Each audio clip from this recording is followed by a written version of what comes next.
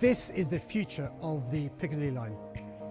You're looking at walk-through carriages, wider all-double doorways to help customers get on and off more easily, enhanced digital display screens for customer information, on-train CCTV cameras for additional security, and for the first time on a deep tube train, air conditioning.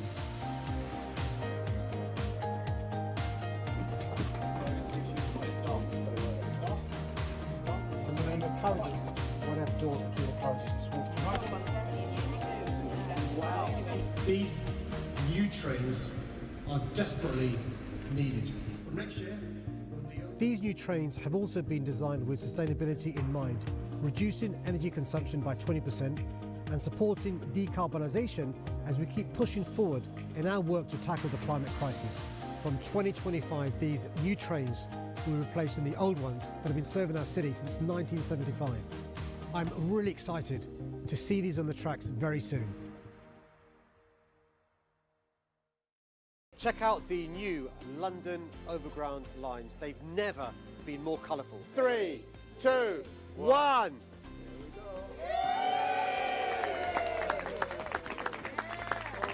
Finding your way around the London Overground can be a nightmare, so we're making it far easier and more accessible. The new names selected through engagement with historians, customers, industry experts and communities all to celebrate stories and histories that reflect London's diverse culture and communities. I never thought I'd see this in my lifetime. I ain't gonna lie. I mean, I'm being honest. This is really amazing. I mean, that's why I was like, even if it started at 6, I'd be here in the morning. I'm in. You know that saying that if you can see it, you can be it. And we need as much visual so we can change the narratives about the Windrush generation. And I think having the Windrush line is a fantastic way for people, not just, people like myself, but I think for the young, it's really important to pass that message. It's such an important part of the story of London, the fight for women's rights. And I think it's so important that suffragettes are commemorated because really it started there. But the fight for women's rights goes on, and I really hope that renaming the line will help to inspire younger generations and older generations to keep on fighting for women's rights and make sure that we move forwards and don't go backwards. The whole team is just so excited, really, really proud, really honoured. Thank you, London. Thank you to Sadiq Khan, the Mayor, everyone who's been involved within TfL making this decision. It's fabulous. Yeah, we're so happy. This project reminds us that we wouldn't be the city we are today without the energy and the experiences of everyone who lives here.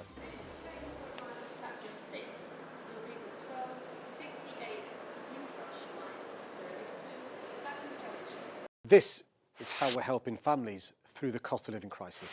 Thank you very much, sweetheart. Thank you. As the weather gets colder, we've invested £93,000 to ensure baby banks are able to extend their opening hours and provide more essentials for children in London.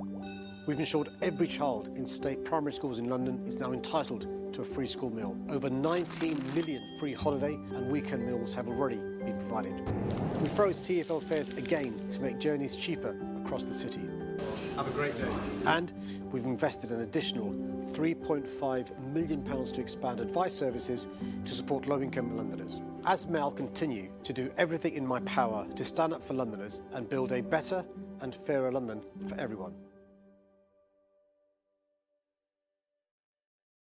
It's nice to know that you can just have someone to go to and that they're just there to listen if you're having a bad day or something. The Violence Reduction Unit's PRU mentoring programme provides one-to-one and group mentoring support for young people aged 11 to 18 who've been excluded from secondary school or are at risk of exclusion. I realise that through no fault of their own, not every young Londoner has access to a big brother, a big sister, a dad, an uncle, an auntie that can be their mentor. I'm really pleased that more than 1,500 young people have already been supported by mentors in pupil referral units through our investment. Sometimes you may not be good with your peers, but you have your mentors and they'll build you up with them. I know what it's like to feel disengaged and disfranchised from society, and I really wanted to come today and support the young people and support the Mayor with this amazing project because if I didn't receive mentoring at 19 from the big house, then I don't think I would have made the positive steps in my future. So I know firsthand that having a place or a space to play and explore and express yourself is sometimes the difference between success and not. These are brilliant and capable and students who have so much potential. So being able to unlock that with mentors is really, really needed. So we're now investing 2.3 million across London, which means that we're going to be able to reach an additional 2,200 young people across all of the different London boroughs. I want all young Londoners to experience the unrivaled opportunities our city provides. Thank you for the work you guys are putting in to make sure that these young people receive the support. It's so, you know, things have changed so much since my time during careers. We're going back like 13 years now, and so it's so nice to know that there are people within government and people that really care and people that are trying to make a difference. We can't write young people off. It's really important to invest in them. So thank you, Dean. The streets can be a cruel place when you're homeless. The biting cold, abuse from strangers, not knowing where you'll sleep, what you'll eat, or how you'll wash. That's why hubs like this are so important. This is one of the services we fund to get people into the warm where they're safe. In London, we've delivered record funding to homelessness charities and service providers. We've also significantly increased City Hall's rough sleeping budget to help more Londoners who are struggling. Our 2024-2025 budget is more than 4 times the budget when I took office in 2016. We've helped around 17,600 people off the streets since then, and thanks to the hard work of so many people, 75% have stayed off the streets for good. More funding from the government is hugely welcomed and will make a huge difference as we approach Christmas and the coldest winter months. Absolutely no one should be sleeping rough in our city. Let's end it for good. Okay, Google, what are you doing to help combat phone theft? We just rolled out theft protection features. One of the features is theft detection lock, which uses powerful AI technology to detect when your phone is snatched out of your hands and somebody is trying to run. It detects unusual activity and locks the device. Another great feature is offline lock. In the event thief is trying to turn off the connection, turn on the airplane mode, continues to use the device, the phone detects that it's unusual activity and it locks the device. In the event the thief is trying to disconnect your phone, turn on airplane mode, phone detects that and also locks the device. I asked phone companies last year to help stop phone theft, and I'm glad Google has answered with a new security update. I'll keep working with mobile phone companies and the Met to crack down on phone theft and build a safer London for all. You can't ever make a decision, and then when I do, you get all emotional. Why is it a red flag? Learning about equality, respect and kindness is one of life's most important lessons, and it's never too early to start developing these skills. We're funding a new innovative toolkit and workshops in primary schools to educate London's children about healthy, respectful relationships. Will you marry? What makes you a bit... So today I've learned that how to spot healthy friendships and red flags in friendships, and how to be positive and not to pressure any of your friends to do something that they don't want to do, or that's going to be a red flag and negativity in a friendship. We also, in class, we have made a little house of friendship. We draw a house, then we write what's wrong for the house and what's good for the house. Like, we should be honest to the house, we should be loyal, we shouldn't be gossiping about it. A healthy relationship is friends that are loyal. I've written to all primary school head teachers in the capital to outline City Hall's funding of this programme. It'll give teachers the expert training they need to empower the next generation of Londoners to stand up to sexism and misogyny in all its forms. I would say a healthy relationship would be to, be positive, be kind, be honest, and speak truthfully and be resilient. I'll do everything in my power to create a safer and fairer London for everyone.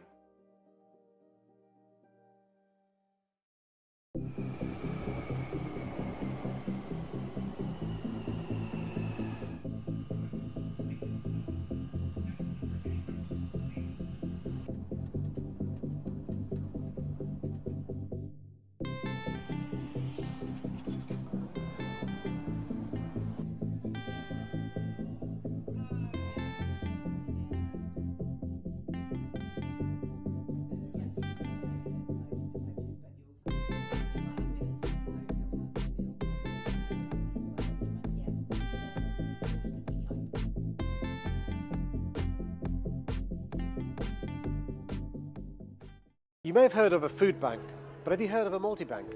Toiletries, nappies, cleaning products, linen, furniture.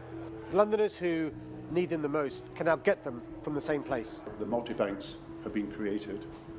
They are not just food banks, but of course they are clothes banks, they are toiletries banks, they're hygiene banks, they're bedding banks, they're furniture banks, and they're baby banks.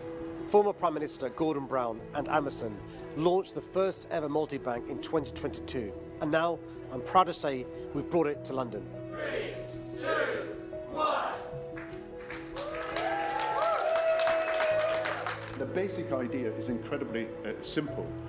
There are companies who have surplus goods that people need, and there are charities who know the people who need them. The Felix Project's multi-bank will help over 40,000 Londoners. City Hall is investing £250,000 to keep the London branch running. At the Felix Project, we're absolutely delighted that the Mayor has offered to help fund the multi-bank project. What that means is that we can and have already looked at going from 2 days a week of operating to 5 days a week of operating, which means that we can help to serve hundreds more organisations and help to supply product to thousands more Londoners. We can scale up what we're doing on a daily basis and get more of this amazing product out to the people who need it. I'll keep doing everything in my power to support families in London.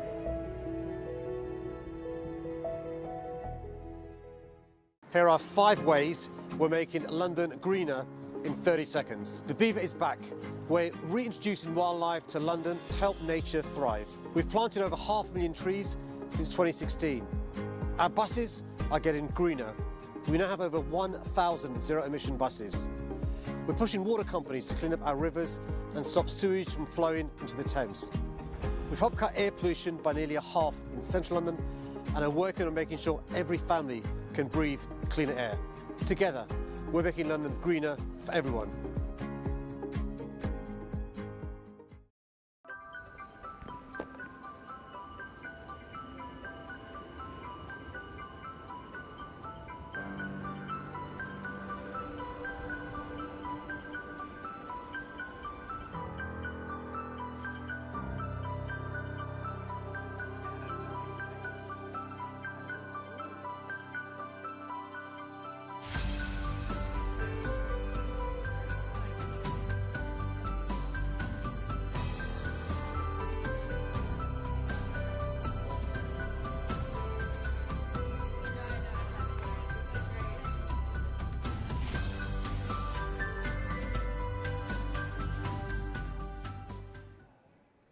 I was born and raised in Tooting. It's where I've lived my entire life and where I've raised my own family. But right now, if you were to buy a modest 3-bed home in Tooting, you won't see much change for £1 million. How is someone from a working class background in Tooting today, with no financial support from their family, supposed to raise a 100 grand deposit, let alone secure a £900,000 mortgage? The average price of a house in London is now almost 14 times the typical household income. 14 times. So anyone claiming the solution lies in cutting back on flat whites or Netflix needs to have a serious reality check. This crisis was decades in the making. It can't be solved through one policy, one budget, or even one government term. It will take time. But know that brick by brick, we can and we will solve it, because your future and the future of London rests on it.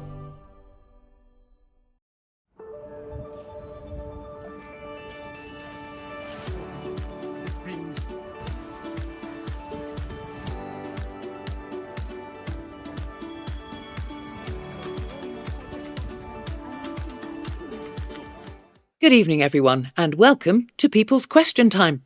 Before we start, please take a moment to look around and note the fire exit nearest to you. In the event of an emergency, please follow instructions given by staff. Please switch your electronic devices to silent mode now, and if you wish to tweet about tonight's event, it's #PQT. This evening we have 6 topic areas to discuss and we'll spend up to 18 minutes on each. This is how it works. For each topic, the Chair will take 3 questions at a time. The first 2 questions will be taken from those of you here in the audience with your hands raised. The third question will be taken from the live chat forum of our online registered audience participating via the live stream. For each topic, the most liked questions, as voted for by the online registered audience, will be asked. The Chair will then direct these 3 questions from each topic to the Mayor, then a London Assembly member. We have no advance notice of the questions. To make sure we get through as many questions as possible and cover a range of issues, duplicated questions will not be asked. Please keep your questions short and on topic and refrain from abusive or defamatory remarks. These will not be posted. For those of you here in the audience, if you're able to stand to ask your question, please do this, as it will make it easier for those on stage and the cameras to see you. Please wait for a member of staff with a microphone to reach you before you start speaking. Please keep your questions short so we can get to as many of you as possible, and please ask questions rather than make speeches. To ensure we create a safe environment for everyone here tonight, we will not tolerate abusive or intimidating behaviour. Please also refrain from heckling to ensure that questions can be asked and answered without disruption. With so many of you here in person and online, we won't have the time for everybody to ask a question. So if you don't get yours asked tonight, please do email mayoroflondon.gov.uk. Please also remember to fill in the feedback form online. There are QR codes around the room for you to scan your device or go onto our dedicated webpage, london.gov.uk/PQT. We'll finish tonight at 9 p.m. sharp. And now, everyone, without any further ado, please put your hands together for your chair this evening, the London Assembly member for Merton and Wandsworth, Leonie Cooper.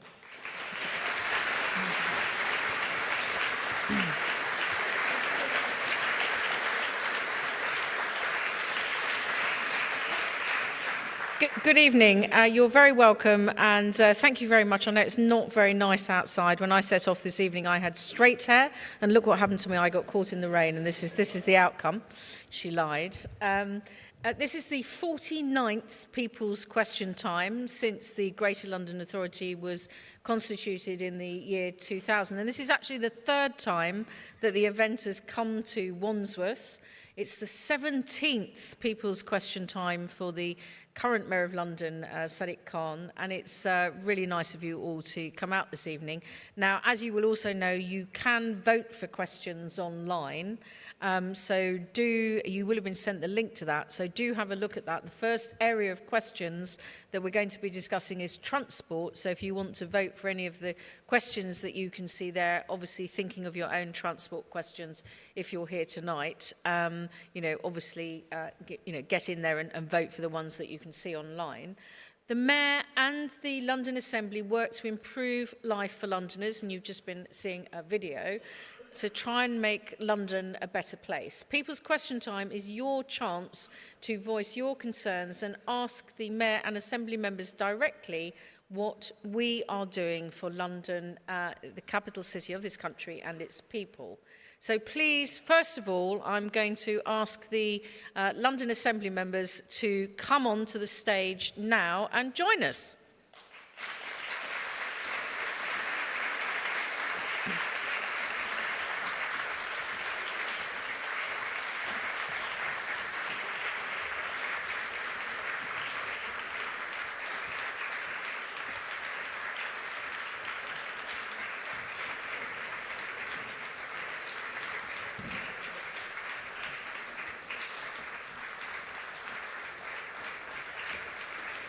As they take their seats, thank you very much for that warm welcome. As they take their seats, can I just say, a number of the Assembly members here tonight, this will be their first People's Question Time because they were elected in May, and you've just heard in the voiceover that we don't want heckling. We also don't want rambling, and I have to say that if people are rude and you're persistently rude or heckle, we do have a number of security staff in the hall this evening and I will conduct the other R, which is I will have you removed. Now, I really don't want to have anyone removed, but I will go down that role if you interrupt other members of the audience, or if you interrupt the Mayor or the Assembly members when they're giving their hopefully brief answers. So I'm going to try and make sure we maximise the number of questions we have rather than long speeches from any of us. Thank you for welcoming the Assembly. Obviously, the main ingredient of this evening, and I'm sure many of you will want to put your questions to the Mayor of London. I'd now like you to welcome the Mayor of London, Sadiq Khan.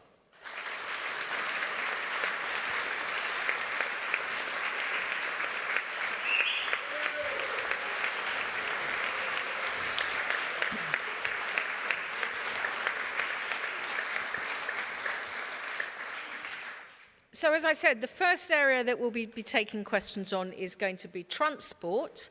Then we will move on to talk about policing and safety issues. Then we'll move on to air quality and environment, then housing, then the economy, and then anything else that you would like to raise that has not yet been covered under any of those other areas. The minimum number of questions that I will try and get in is going to be 3. We'll try for 2 from the floor and 1 from online. If we can get more in, then we will. Please don't ask questions about police and crime when we're discussing transport, because it's very upsetting for people who still want to ask more transport questions. As I think you've also heard, there is a chat function, but that will just be for questions, and so comments in the chat will not be being published. And again, can I emphasise, please keep your questions as short as possible, because I really would quite like to get in more than 3 on any area. And do listen with respect to the answers. You know, we've got politicians from 5 different parties represented on the platform. There will be some people who will give answers that you will be very warm about. There may be others who give answers that you don't quite agree with. Please don't heckle, though, you know, whether they are answers that you fully endorse or don't endorse at all. Now, before we move on any further, I'm going to ask 2 people to come and speak. One of them is the Deputy Chair of the London Assembly, Len Duval, Assembly Member, and then I'm going to call on the Mayor of London. But first of all, I'm going to start with Len.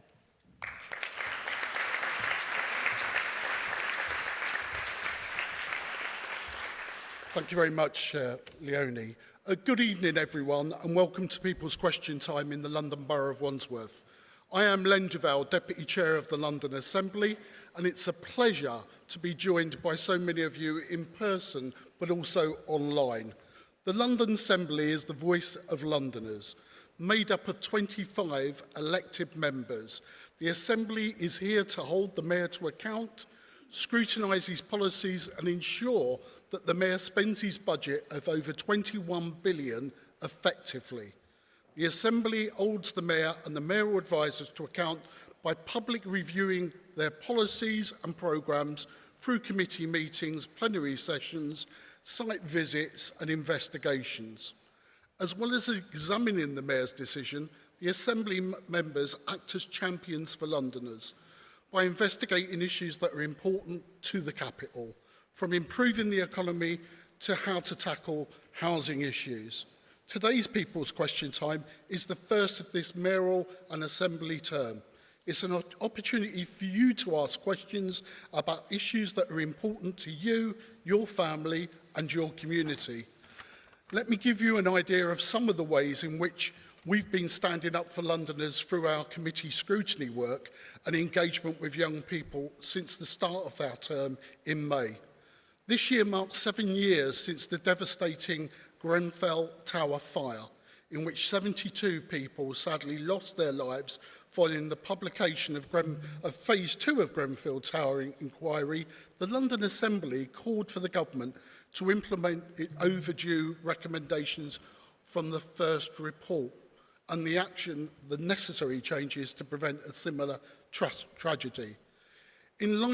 In terms of further work that we've undertaken, in light of the increase in the number of new HIV diagnoses in London and in England, the London Assembly Health Committee has launched an investigation to examine what progress has been made in London to reach the international targets of 0 new HIV infections.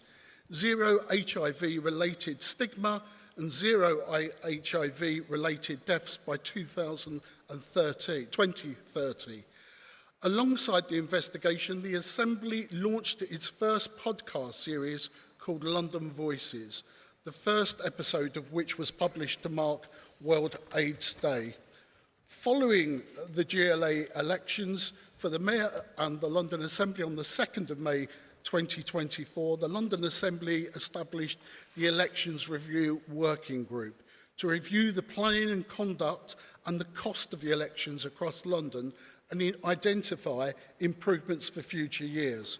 The group launched a survey to allow Londoners to share their views and experiences of the elections and make recommendations of how to improve future elections for voters. The Police and Crime Committee is investigating public order policing in light of the frequent and large-scale demonstrations we have seen in the capital over the summer. The committee has held meetings to explore the challenges the Met is facing with policing large-scale events and protests, and launched a survey to hear directly from Londoners on these issues. Finally, I'm pleased to highlight our ongoing commitment to working closely with the London Youth Assembly, who have been doing a wonderful job in raising topics of importance to Londoners. You can keep up with the work by following us on our social media channels at London Assembly and watching our meetings in person at City Hall or on YouTube. The Assembly will continue to be the voice of London, investigating and championing the issues that matter to you. We are elected by you. We look out for you. On behalf of the Assembly, thank you for all of you for joining us this evening.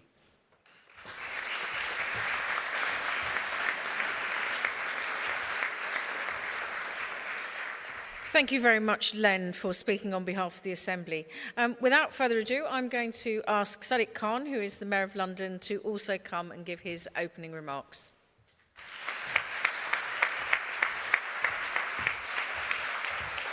Well, good evening, everyone. And on this cold evening, a warm welcome to People's Question Time. It's good to be back in South London.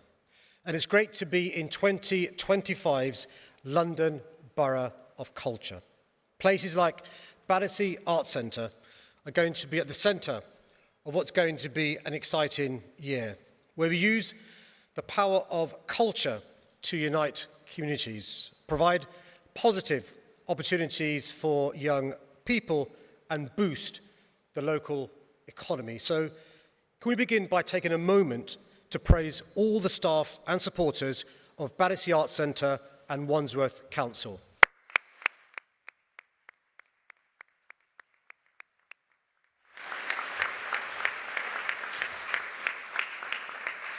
This is the first People's Question Time held since I was given the privilege of serving London as Mayor for a third term. And while much has changed since I first took office, my ambition remains the same: to ensure the talents of every Londoner are developed and that London remains the greatest city in the world. It's why, for the first time in the history of our capital, every child in every London state primary on every school day can now sit down with their classmates and share a free, healthy lunch. Why 10 million Londoners now breathe cleaner air with the world's largest clean air zone.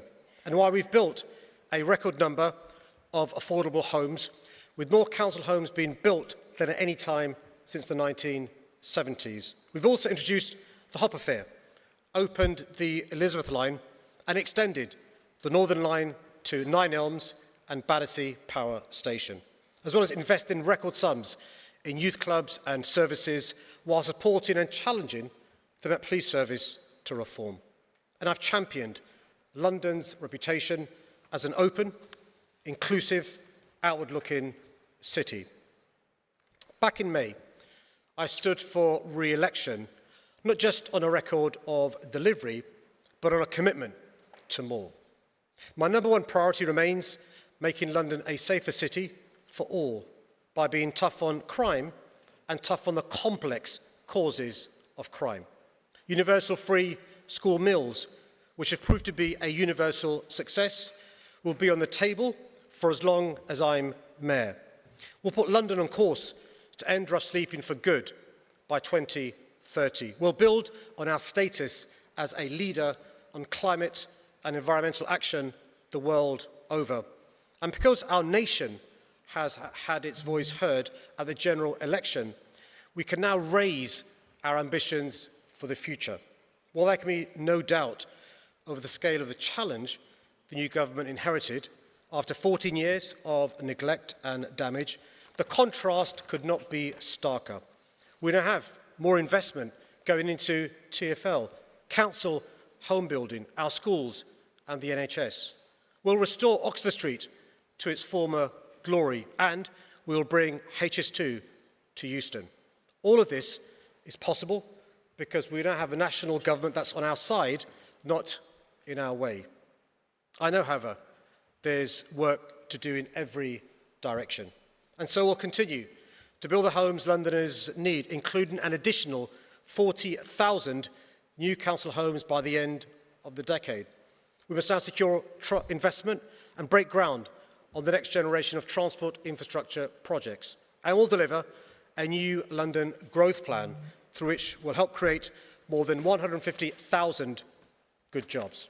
Look, let me end by saying this. I was elected on a pledge to build a fairer, safer, greener and more prosperous London for everyone. And as your Mayor, I remain fully committed to fulfilling that promise. In case I don't get a chance later on, can I wish you all a fantastic Christmas and a happy New Year. I look forward to the conversation this evening. Thank you.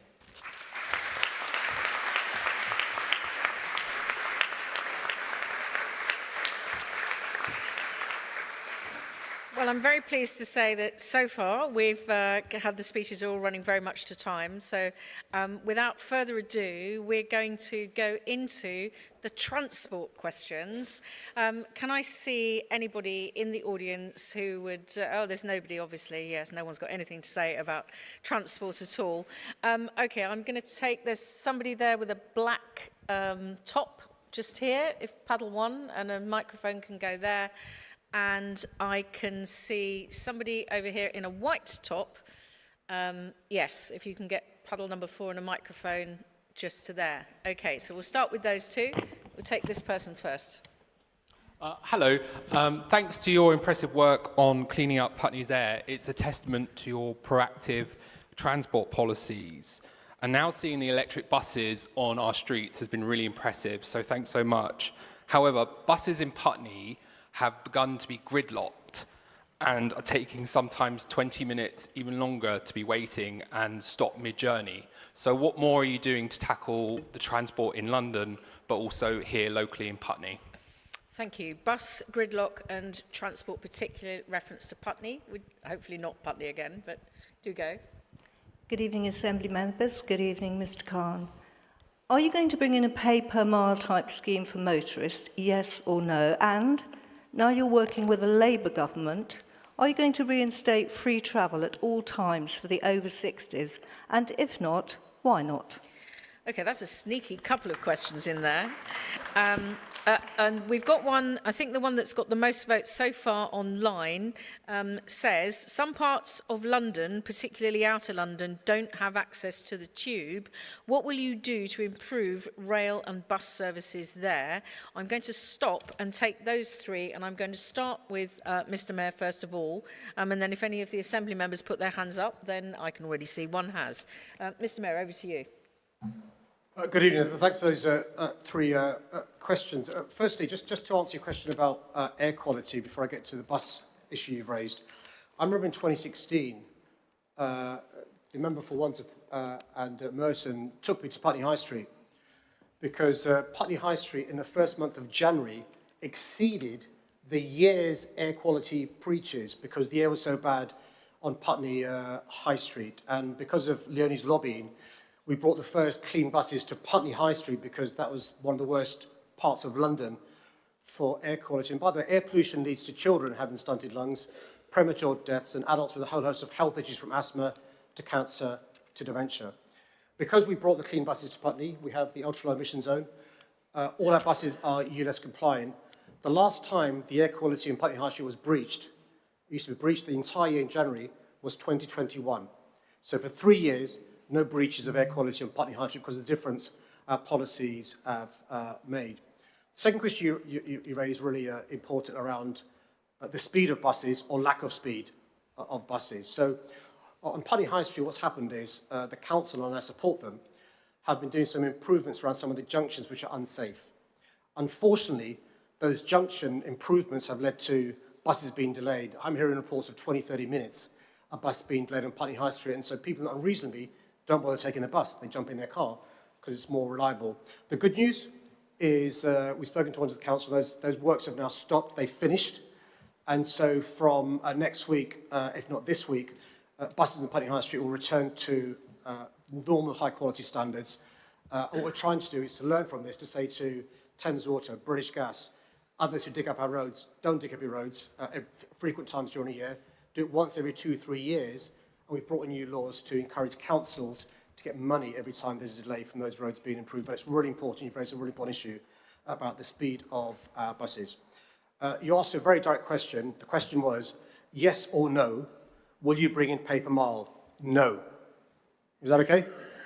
The second question was in relation to free travel for over 60s. So during the pandemic, people did the right thing in London and stopped using public transport. They were asked to do so, if you remember, stay at home. But most of our money from TfL comes from passengers using our tubes, buses, overground trams. So we ran out of money. And the government, and I thank them for this, gave us financial support to keep public transport running because we had no money coming in from fares to pay for it to run. The government attached conditions to that money. One of the conditions was to remove free travel for those below the age of 18 on buses. Another condition was to remove free travel from the tube for under 11s. Another condition was to remove free travel for those above the age of 60 and so forth. Now, we've managed to mitigate some of those conditions by, frankly speaking, raising some money through council tax. So free children in London can still use, children can still use buses, tubes. Those above the age of 60 still have free travel, but not between 6:30 and 9:30, which is the rush hour. And that costs, roughly speaking, about £40 million, which we can't fill that hole, which is why for those short periods of time, 3 hours, there's no free travel. But other parts of the country look at envy at London, because if you're a Londoner above the age of 60, stay for those 3 hours, you get free travel, and as long as I'm mayor, you're going to carry on receiving that. Okay. And in relation to, and I'll be 60 soon, I've got skin in the game. In relation to outer London, a really important issue, which is, look, if you look at a map of London, actually the north of London's got great underground, great public transport, and I say this as a South Londoner, it's no surprise that that part of the city is wealthier, right, because good public transport. In the south of London and in outer London, there's actually quite poor public transport. Some boroughs have no underground. Some boroughs have very little overground. So what we're doing is we can't build a train line overnight, although we have extended the Northern Line, we've extended the DLR, we've got plans to extend the overground. What we can do is bring buses in pretty quickly. So we've brought in the Superloop around in outer London, 15% more passengers in the Superloop than the buses, just serves outer London. And later on next year, we'll be launching Superloop 2. We'll be launching Bakerloop later on in this term, and we'll be having more buses in outer London because we need to support Londoners in outer parts of our city to have access to good public transport. Really important. I've seen 3 Assembly members, so apologies to any more who are now going to show, but the 3 I've seen is I'm going to start with Ellie Baker, who's a Labour and Cooperative, London-wide, and is the chair of the Transport Committee. So I'll start with her, and then I'll move on to the next 2, briefly. Thank you, Chair, and thanks for those questions. I think they hit upon some really, really important issues. And I'd also like to acknowledge, as the Mayor has, the context that the Mayor and Transport for London are operating in, not just through the drop of journeys and loss of fare income, but also that we're operating still in very short-term funding arrangements, as we have done under the last government, but we are hopeful that very soon there'll be a much longer-term arrangement. So you can't do transport planning on a year or 6 months. It's wasteful and inefficient. So hopefully that next year we'll get a long-term funding agreement that will make sure that we can invest properly in the transport services that Londoners need. And I think there was a question about buses, which is so important, and the Transport Committee, I think, never stops talking about buses. Even when we're supposed to be talking about trains, we're talking about buses.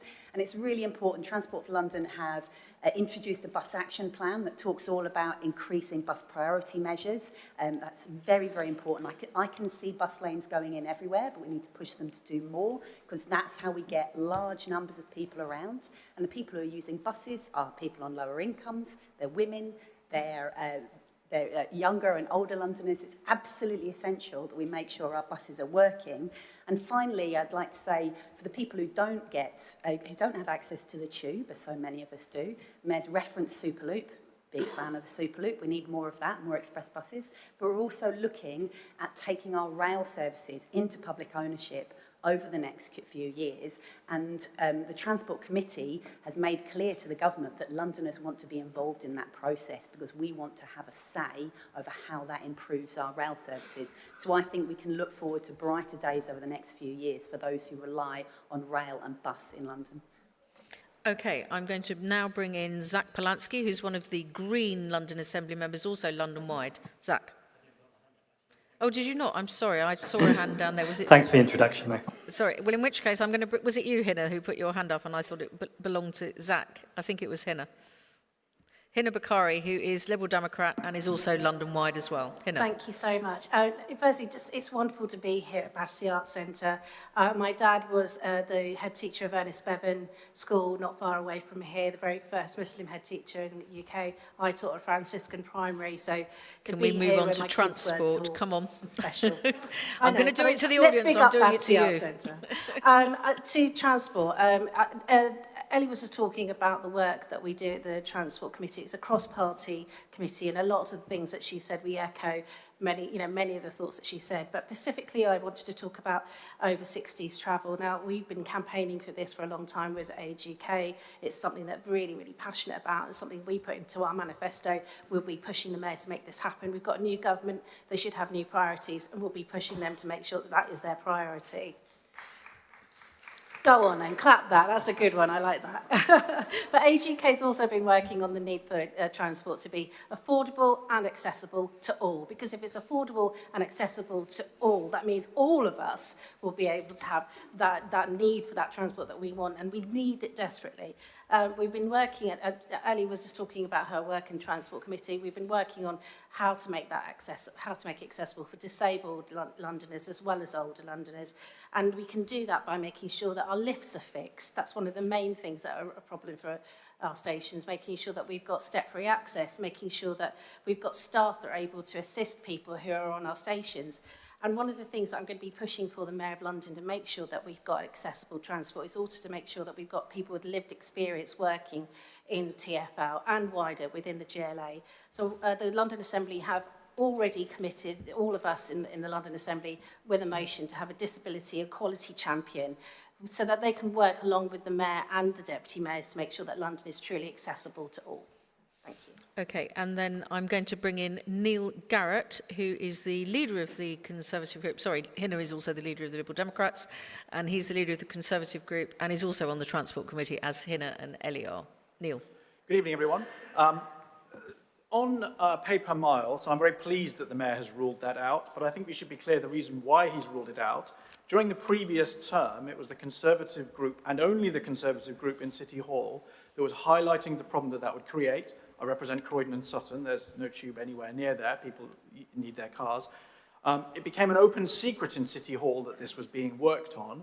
And really, there was only a big confessional about it subsequently once it was ruled out. So I'm delighted that the Mayor has ruled it out, but I think we should be clear that we probably right now would be in the middle of a consultation on bringing it in if we hadn't demonstrated as a Conservative Party repeatedly in City Hall and across London that Londoners did not think it was a good idea, did not want him to do it, and made, if I may say so, the issue toxic. On bus speeds, the fascinating thing to me about bus speeds is this is one of the trends that goes actually back before the pandemic. So there's a huge disruption to every bit of longitudinal data and certainly transport data during the pandemic. But the peak bus use is actually about 2014, 2015. Bus use in London has been in long-term decline since then, throughout the mayor's term, and that correlates with the decline in bus speeds. I appreciate there's a specific issue in Putney, but actually across the whole of London, in every borough, in every part of every borough, bus speeds are declining. And it's possible, I think, that this might in some way correlate with the programme of reducing speed limits across every part of London. This is an important safety measure. There is a safety benefit of reducing speeds, but the two impacts of it, number one, are that bus drivers are then left with a timetable that they're not able to meet. TfL really drags their feet about changing the timetables because it costs them money to put extra buses on. And so when you speak to bus drivers, they will tell you that one of the counter-safety impacts of lowering speed limits is that they are then pressured by their radio operator to meet a bus timetable that's no longer achievable. That's clearly not good.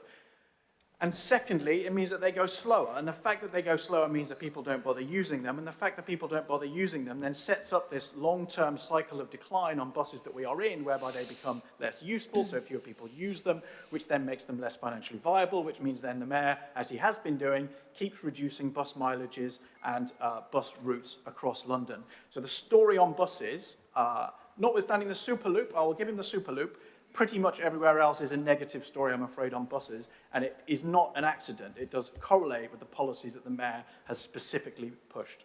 Thank you, Chair. Okay. Now, thank you. I think we might have time to squeeze in one from online and one from the audience. Can I see if there's anyone else who would like to? There's someone right in the middle there next to paddle 2. Yeah, with brown sleeves, just there. Yeah. So we'll take that person there, just right in the middle. I'm trying to spread out from the sides and go in the middle as well. Yeah, good evening. Very simple one. What are you doing to reduce the number of deaths and accidents on London's road? And just a very local one for you, Sadiq, associated with that. In particular, Tootingbeck Road, what are you doing to improve the crossings, the way you can cross across that road? It's very difficult at the moment.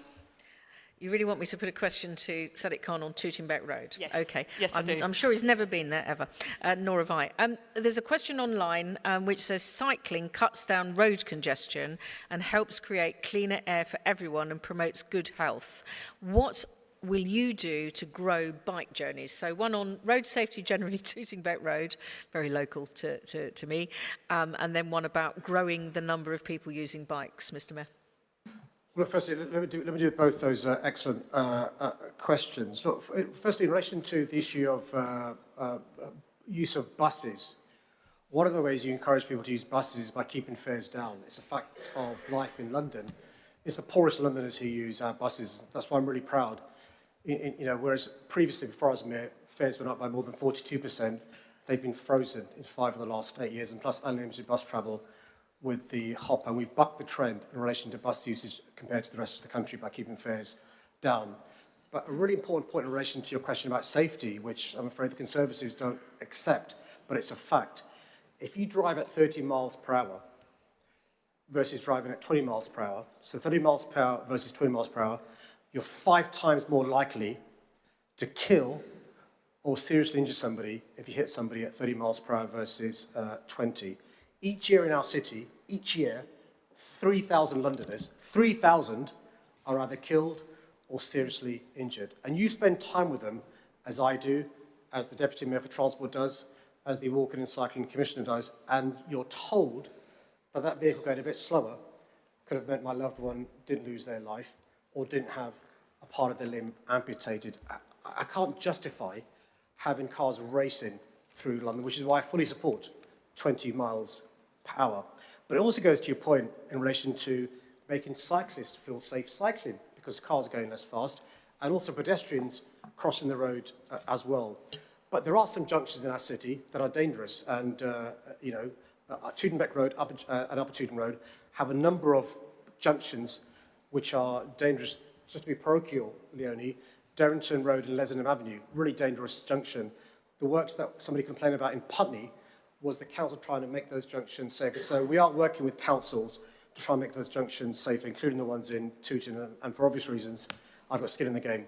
Those are the roads I cross when I go and see my mum on a daily basis, so I really want to make sure they're safe, not just for me and my mum, but for others as well. But there shouldn't be a tension between buses and cars and cyclists and pedestrians. We should all understand this public realm, this space is for all of us, and we've got to be cognizant about sharing this public space. And that goes to the question online about cycling. Look, we're a city whose population is 10 million. We're a Roman village 2,000 years ago, Londinium, that's grown exponentially over those 2,000 years. If all 9.7 million Londoners jump in their car, that's a recipe for disaster. So we've got to encourage people, where possible, to use public transport, to walk and to cycle, so the roads can be freed up for those that need to use the roads. And I'm really proud. We've managed to increase fourfold the cycle network in London over the last 8 years. More and more people are cycling in our city, and we're making it safer to cycle as well. There's a new generation of young people cycling. I don't want that to carry on. It's that, you know, and by the way, the benefit improves air quality, reduces carbon emissions, and makes us healthier. What's not to like in some ways on that? Thank you very much, Mr. Mayor. Listen, I'm going to have to move on now. We've managed 5 questions, 3 Assembly members, 2 comments from the Mayor. Hope we can do that in the next section, which is going to be on policing and safety. However, if you still wanted to say something on transport, you can submit it online. Go to the Wandsworth page for the People's Question Time. Right, I've seen a whole forest of hands shooting up, particularly in the middle this time. I'm going to, there's someone here in red, take the person in red. We've got somebody in black just over there with their hand up near to paddle 2, I think that is. And then I'm going to take one online, and then I'm going to see if I can get some more in. Okay, so if we come to the person in red, yes, have you got the microphone? Great. Hi. My question is, the Commissioner has come out and said he has to get rid of 2,000 police officers and 450 staff. My question is, the government has turned around and said they're going to be bringing more police officers in. So where are these staff that are losing and the staff that are coming in? And my second question is, it's about policing, but it's about policing on the transport system. Now, no, I'm sorry. It's 1 question per person. I know the lady in the first round was very cheeky and asked 2, but can we please stick to 1 question? There's a lot of other people who stuck their hands up as well. So it was someone in black over there. I can't remember. There we go. Thank you. Good evening, Mr. Mayor. Good evening, Assembly members. Mr. Mayor, last year the government gave you £64 million to recruit 1,000 additional officers for the Met. You failed to do that and had to hand some of the money back. So has the new government offered you a chance to give it another go? And do you think that your failure to recruit those officers is a result of your constant undermining and running down of our hard-working police? Thank you.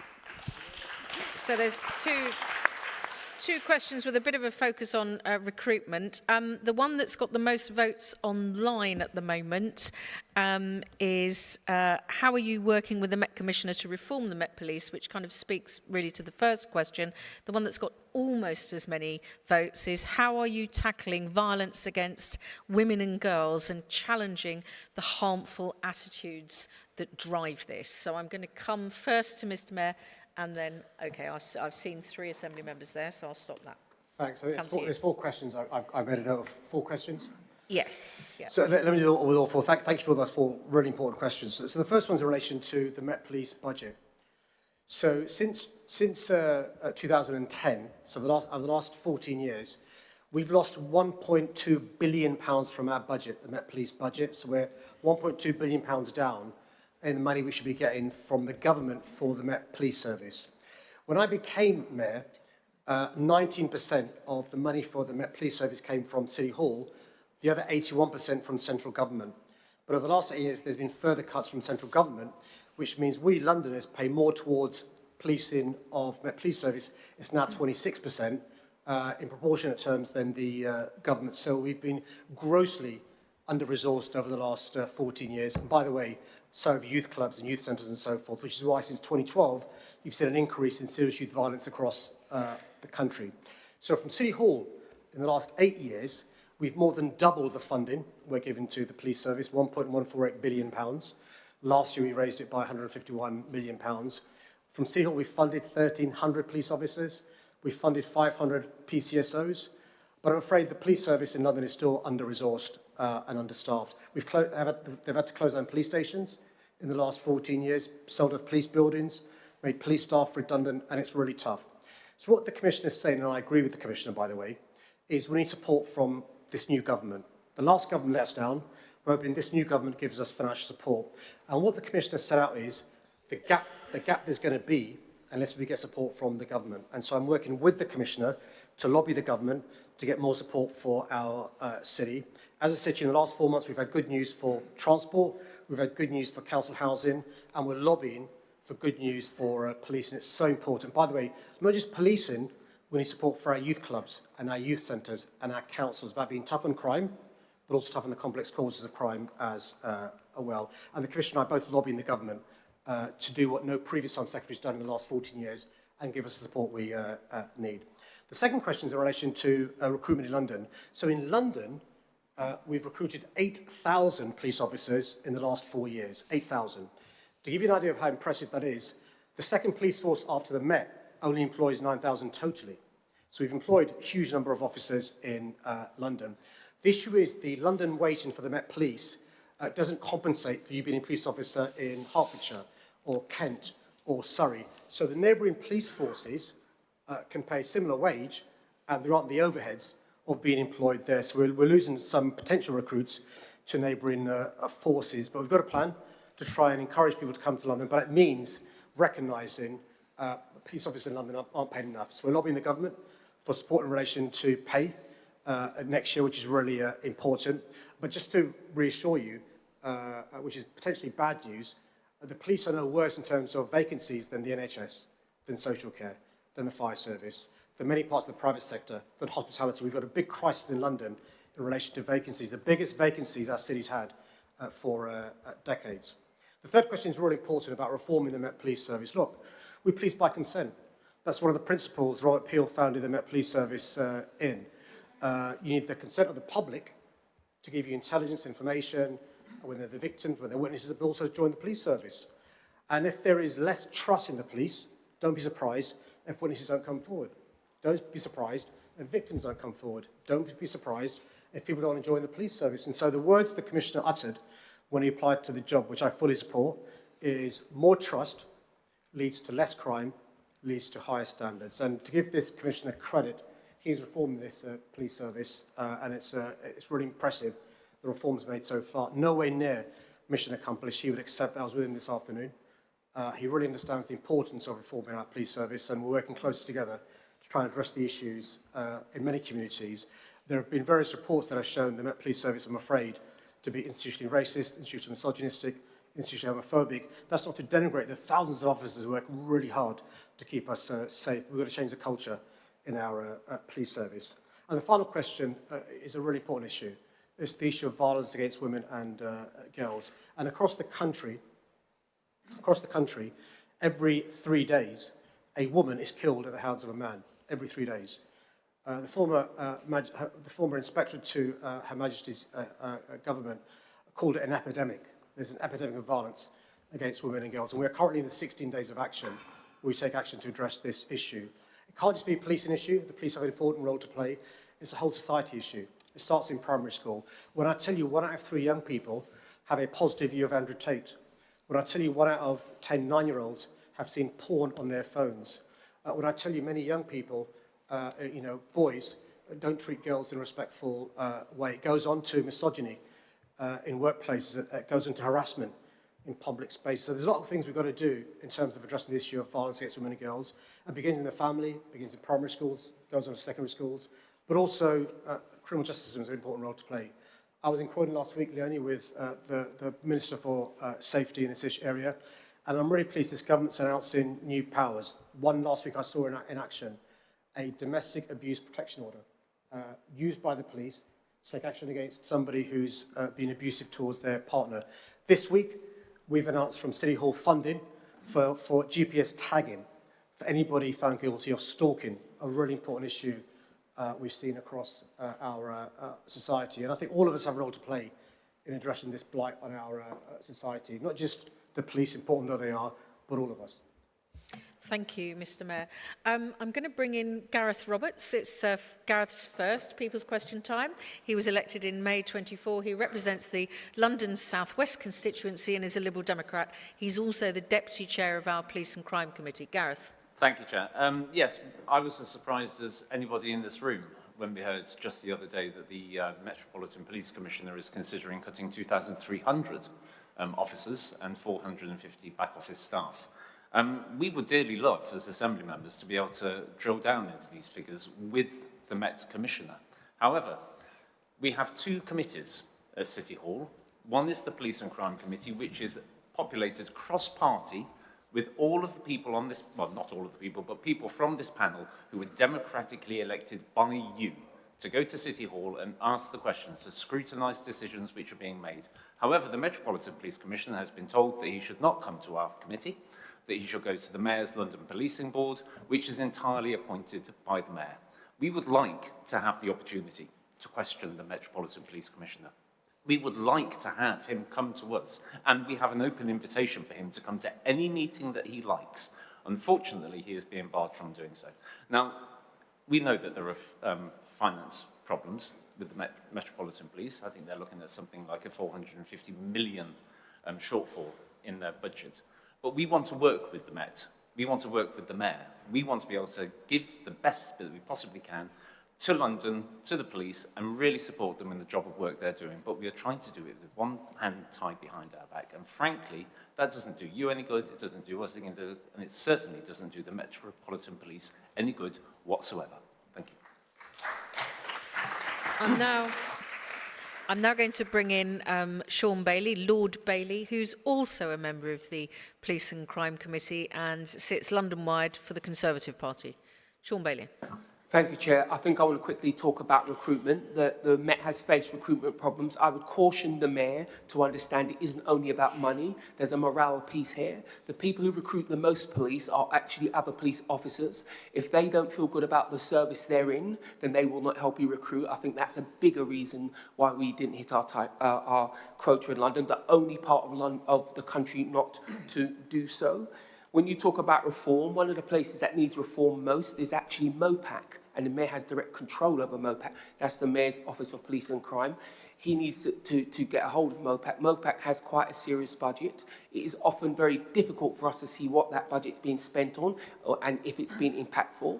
I'd like to be fair. MOPAC has had some big successes in the past, but recently it's been harder and harder to see what they're actually doing.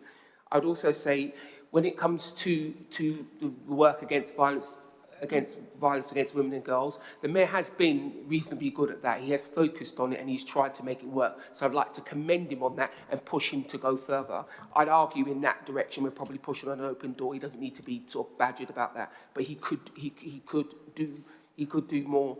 When you talk about the police service and the amount of money it gets, the Mayor should also point out to you that because of business rates return, last year alone he had £630 million extra. £630 million extra. He could probably direct a little bit more of that towards the police.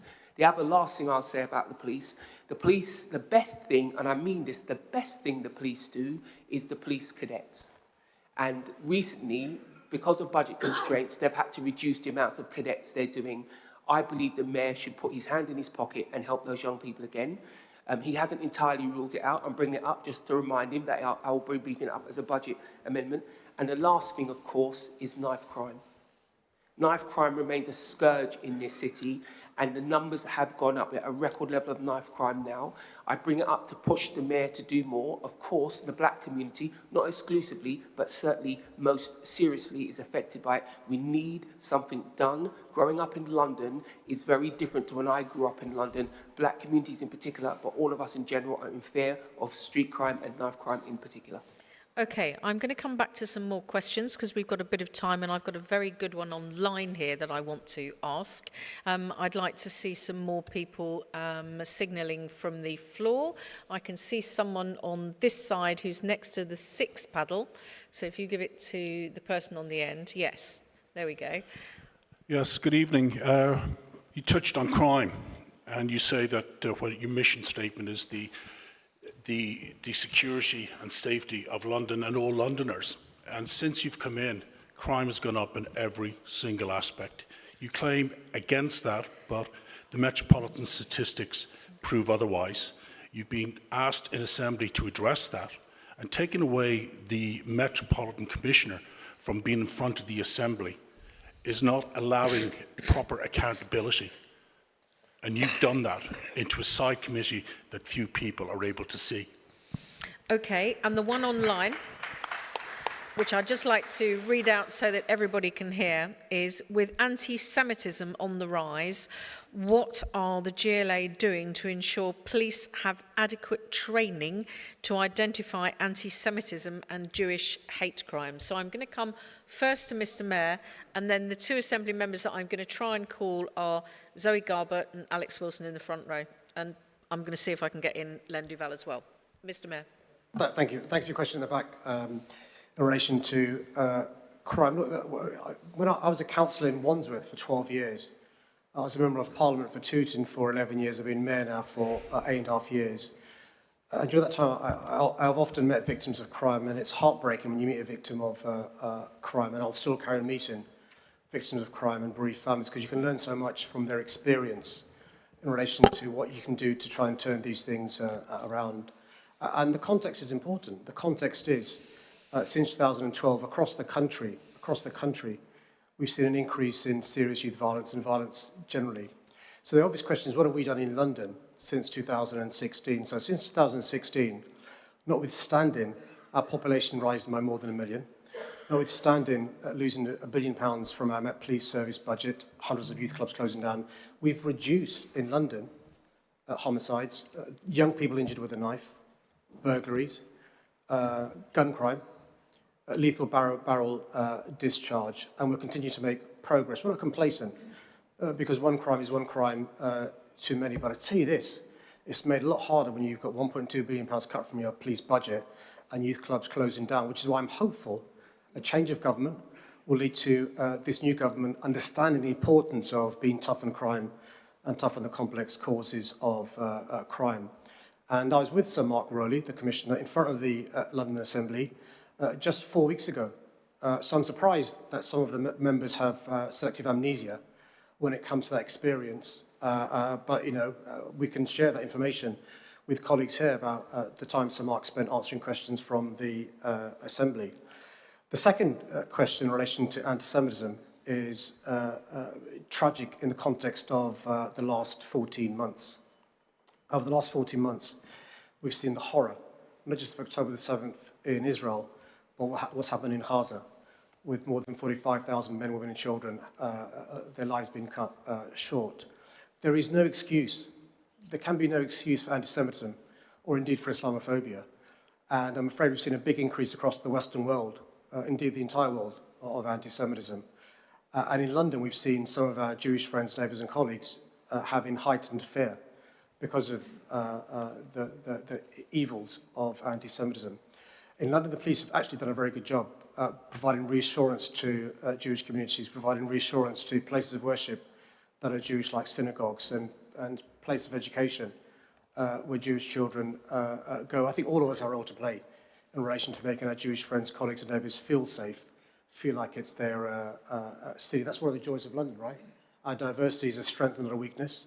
We don't just tolerate each other, we respect, we celebrate, and we embrace each other. And I think we've got to redouble our efforts to make our Jewish friends feel safe in this city that is their home.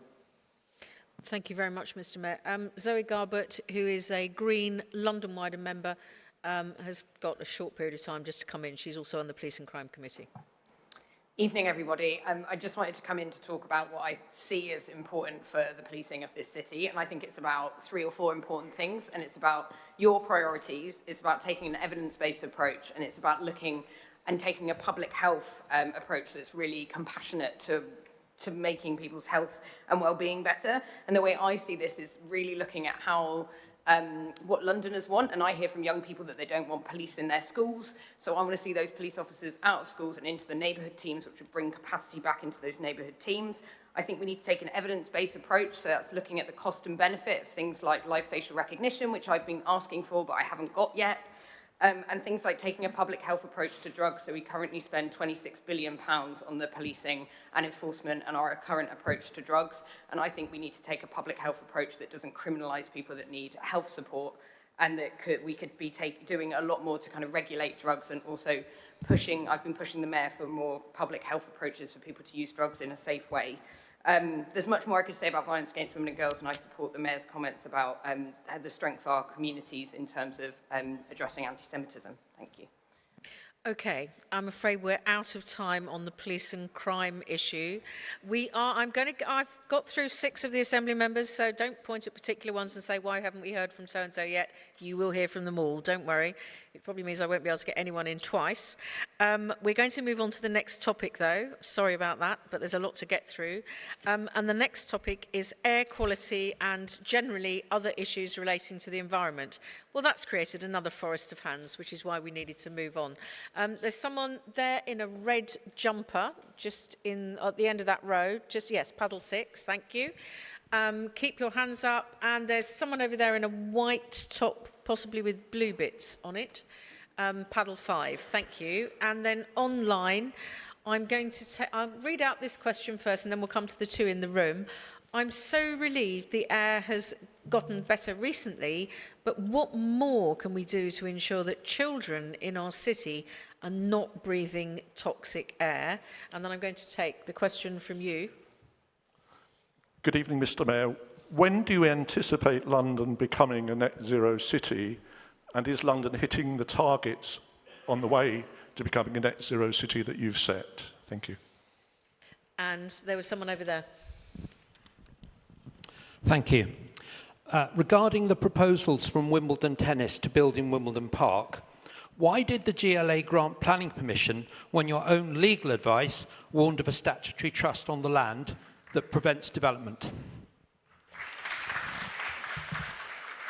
Okay, I'm not sure whether that one quite falls within environment, but as you've asked it, I think we'll allow it. Mr. Mayor, I'm going to come to you first, and I've definitely seen Zach Polanski's hand.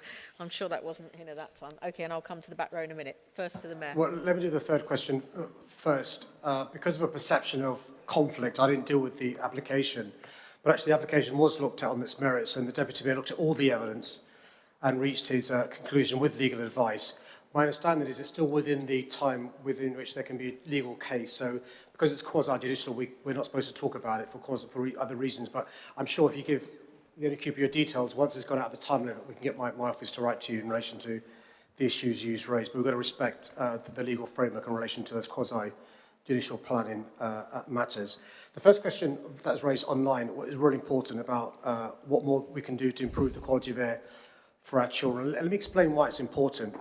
If a child breathes in this pollution, particulate matter, nitrogen dioxide, nitrogen oxide, a child's lung is stunted, it stays small forever.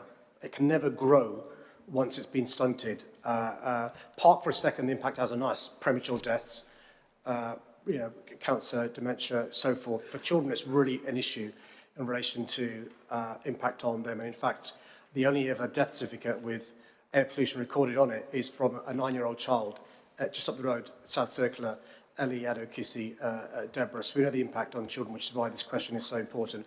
Lots of things we can do.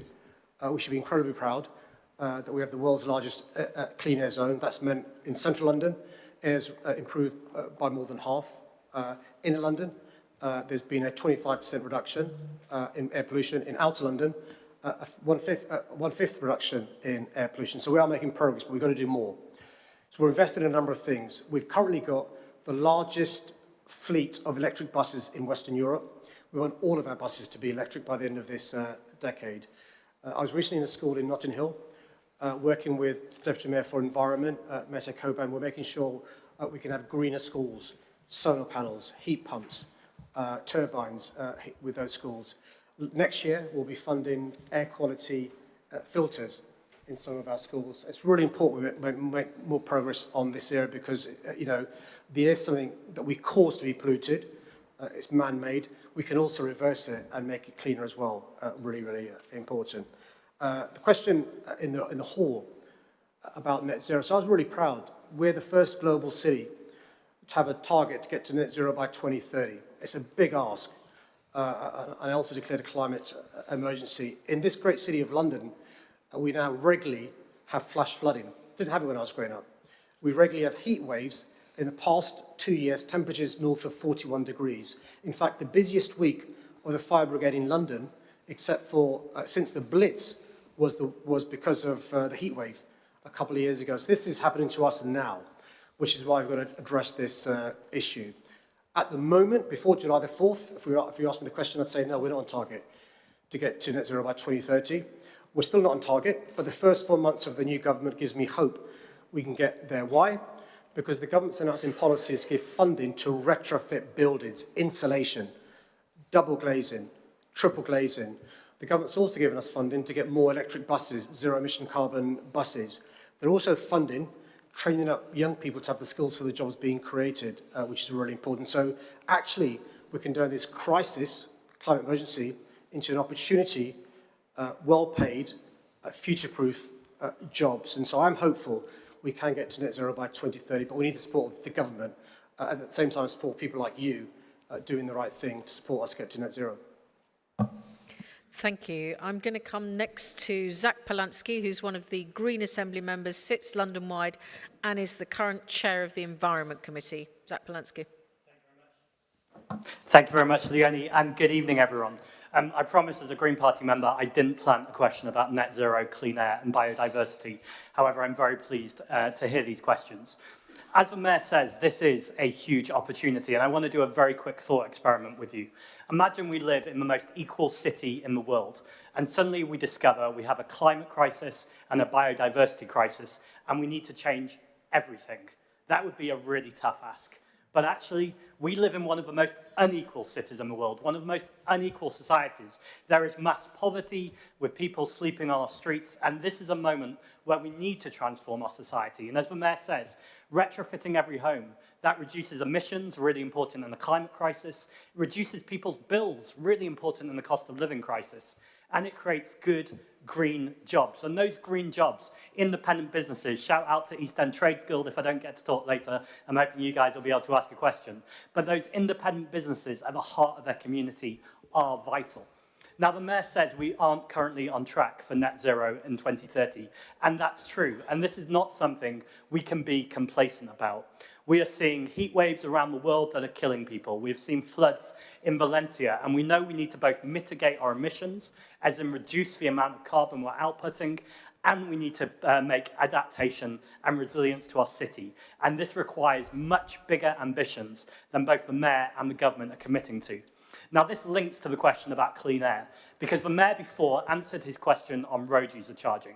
Now, I want to acknowledge where the Mayor's done good work, and it would be churlish of me not to say that he's not done a huge amount of work and needs to be commended for that. But he needs to find the courage that brought him the ultra-low emission zone and carry through with that project. His own plan showed that without reducing traffic on our roads through a road user charging scheme, we will not hit net zero targets, and the air will continue to be toxic around schools. Road user charging is actually a fairer system than the ultra-low emission zone. We've discussed that under transport. Please, Assembly Member, I don't want to have to interrupt Well, you. it's carbon emissions. No, please stick with environment, net zero, Wimbledon Park, and air quality. But let's not go into road user charging. Biodiversity in Wimbledon. Please. Okay, thank you. I'm going to come next to Bassam Mahfouz. This is Bassam's also his first People's Question Time. He sits on the Environment Committee. He represents Labour and Cooperative, and he represents Ealing and Hillingdon in northwest London. Bassam. Thank you, Leonie, and good evening, everybody. So, what we've heard tonight, and it's very, very clear that we are in the middle of a climate crisis, and what we need in times like that is leadership. And what we have in the Mayor is strong leadership to make sure that we are pushing ahead with an agenda that isn't just about delivering clean air, clean water, and clean energy, but it's also, as Zach and Sadiq have both said, about that making sure that we are, when we achieve that net zero, that we're also redistributing wealth across our city, that we have a more just city, because when we achieve both of those things, that is when we have achieved the goals that we are setting out to go for.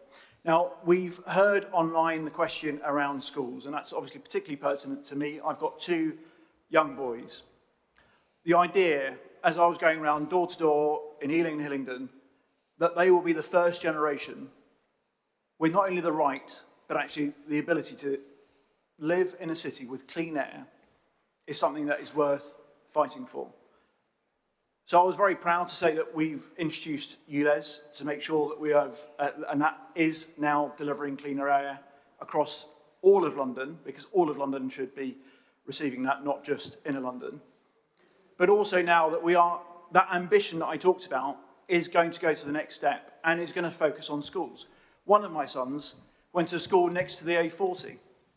Now, there is a high correlation between children who go to schools near to major roads and asthma, cancer, and we have had last year over 4,000 Londoners died prematurely because of toxic air. That is something that we should not stand for. And that's why I support what the Mayor has been doing so far, and that rollout that he's talked about for air filters in schools and making sure that we've just rolled out the Greener Schools programme as well. Thank you very much. So we've got another really interesting question that's been submitted online, but can I just take another quick temperature in the room of people who are keen to ask a question? I can see that paddle 5, have you got somebody over there? I feel as though I haven't been in that corner. No, you don't at the moment. Okay, I'm going to take the man here on the end of the row with his, yes, that one there, next to paddle 3. What's your question? Thank you very much. Many of London's measures around the climate and around clean air are based on financial penalties. Financial penalties that I think under any definition would be defined as regressive taxation. So my question is, why is the Labour Party putting forward regressive taxes that hit the most the least that can afford to pay them?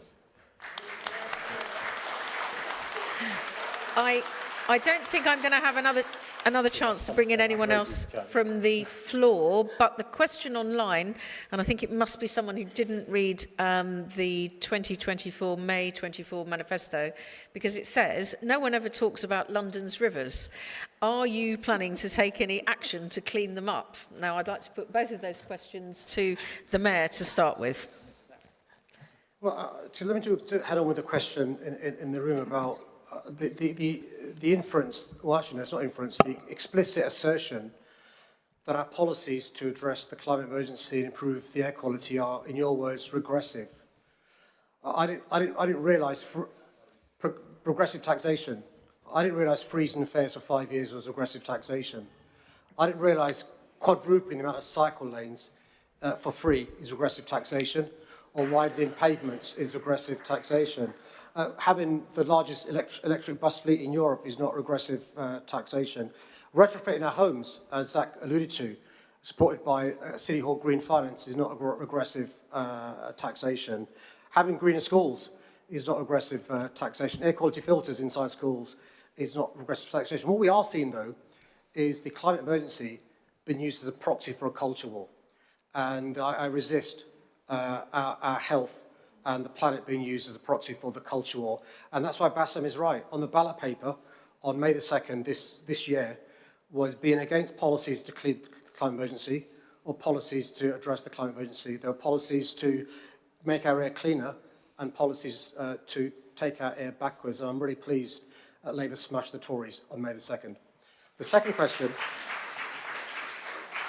question is in relation to clean water. Look, when I first ran to be mayor, in 2006, I see the Tory leader giving a thumbs up to the Tory question. When I first ran to be mayor in 2000, when I first ran to be mayor in 2016, I was told by experts at King's College it would take 200 years to bring the air in London within lawful limits. 200 years it will take us, King's College said. The air will now be within lawful limits by next year, 183 years early. That's the difference progressive policies can make. And we know the River Thames and the other 41 rivers in London are a scandal. A combination of policies of Thames Water, a combination of Ofwat not being fit for a perfect purpose, and a combination of successive governments not doing enough to clean water in our city like we've cleaned the air. And the consequence is the number of bird species has gone down, the number of fish species has gone down. Even where it's safe to swim in the River Thames because of the tide, people aren't willing to swim. This year we had the scandal of neither Oxford or Cambridge wanting to throw anybody in the water after the boat race for fear of catching E. coli or other horrible illnesses. So we've got a plan, working with councils, working with NGOs, working with environmental groups, working with the Londoners over the next 10 years to do to our water what we've done to our air, which is clean it up. Thank you very much, Mr. Mayor. I've seen Thomas Turrell, who's another newly elected Assembly member. He represents Bexley and Bromley. He's also a member of the Environment Committee. Thomas. Thank you, Chair. Thank you, Chair. Sorry about that. So in answer to your question first about why it's all based on tax revenue, is because the Mayor's missing his own target to become net zero by 2030. The Chair of the London Sustainability Commission answered at the Environment Committee recently that if things carry on as we are on a 2 out of 10, 2 or 3 out of 10 chance of hitting net zero in that target. And what's the Mayor done in this term so far? Well, he delayed reappointing that commission to the point we had to challenge him on the delay to reappointing that commission. It took him 2 months to appoint a new Deputy Mayor for the Environment after the election, so he left the position vacant for 2 months. And things like in my constituency where we've just had the all-electric 358 bus coming in, he talks about electrifying the bus fleet as a key way of achieving this. This bus was 18 months late, and the implementation of this bus has been an absolute fiasco. So I think until the Mayor gets a grip, we're not going to hit that target. In terms of our rivers, it goes back to working with our local councils to make sure that because local councils are responsible for the maintenance of the rivers, but we know that particularly in Outer London, that the local councils out in Outer London are really in financial crisis at the moment. So we've really got to make sure they have the support they need to make sure they can maintain our rivers, desilt them, make sure they're not becoming clogged up with other stuff, and that's really where we need to be focusing the lobbying on making sure the financial support's there for local government to do. Thank you. Unfortunately, I think we've now run out of time on the air quality and environment section of questions. But again, if you want to go online, you can submit your questions online. Or alternatively, you can send them in to your Assembly members. We submit written questions as well as once a month asking oral questions in Mayor's Question Time, and that is a monthly thing that takes place at City Hall, which you can watch online as well. The next area that we're going to be focusing on, yet another really important topic, is housing, and I'm sure, again, there'll be very many people who've got something to ask about housing. And I think there's somebody just here in the third row back with a... yes, if you pass that down. Thank you. And then over here, there's someone in the middle next to paddle 3. And online, we've got a couple of questions that have got the highest number of votes as well. I'm going to ask the first one while you prepare yourselves to ask yours, and that is, what are you doing to tackle the housing crisis? And then I'm going to take the person over there first. As we know, the last government fundamentally failed my generation in regards to housing. And I welcome the social housing and affordable housing you are building. And I see this day to day in the area that I live in. But we know the housing ladder in the capital is hard for my generation to get on. So my question is, what is the likelihood that most of my generation and the next generation of Londoners will have to live outside the capital by the end of the decade? Well, that's quite stark, isn't it? We'll come to you on this side. Hello. Yeah. Good evening, Mr. Mayor. If you could stand up, that would be really helpful. Thank you. Got pins and needles. Hello. Good evening, Mr. Mayor. Good evening, Assembly members. My question is, it takes time to build new council homes. What are you doing to help London's renters in the meantime? Thank you. Okay, so I think 3 very different questions there. We'll come to the Mayor first, and then I can already see some Assembly members have got their hands up. Well, thanks for all three questions. I think this issue, the housing crisis, is the biggest challenge facing our city in the medium to long term. And this crisis has been decades in the making. The short answer is the supply of new homes, affordable homes, has not met demand for decades. And that's led to a situation where the cost of renting a one-bedroom property in London is the same as a three-bedroom property in other parts of the country. Basic supply and demand. And our population has been growing, and the supply has not met the demand of housing. And so the way to address the housing crisis is clearly to build more of all types of housing. It can't just be one type. We've got to diversify the supply. Basic economics will tell you the private sector aren't going to flood the market with hundreds of thousands of houses. Why? Because it reduces the cost of those private sector homes. We need private development, we need council homes, we need housing associations, we need joint ventures, we need TfL, NHS using surplus land to build homes. And that's the reason why we've got a housing crisis, and that's what it will take to get out of the housing crisis. It will not happen, in my view, in one parliamentary term. It will take a number of parliamentary terms to get there, but we can make a start. And it goes to the question the young Londoner asked about his generation. So while we build the homes we need, and by the way, we built record numbers of council homes, we are completing more homes than any time since the 1930s, more council homes than any time since the 1970s. In the meantime, people are going to rent. And the rental market is not secure. You can be evicted without notice. It's very expensive. And the quality of accommodation also can be very poor. If you complain about damp and mould, your landlord serves you notice to quit, right? So it's a problem. So a number of things should give you some comfort and hope. Going through Parliament is a renters' rights bill. When this law is passed, it will mean a landlord can't evict you for no notice, which means you've got security of tenure. Also, the government's passing law to require that accommodation to be good quality in relation to damp and mould. From City Hall, we have started a consultation to build 6,000 rent control homes to allow people who aren't eligible for council housing to get these rent control homes. Not enough, but we're starting the process of getting these homes built. And today the government announced a new policy to make it easier to get permission to build homes, which is really, really important. The stat which scares me, which you alluded to, is by 2030, unless we address this crisis, by 2030, 1 out of 3 30-year-olds will have left London or will still be living with mum and dad. Now, I love my kids, but at some stage, they got to go.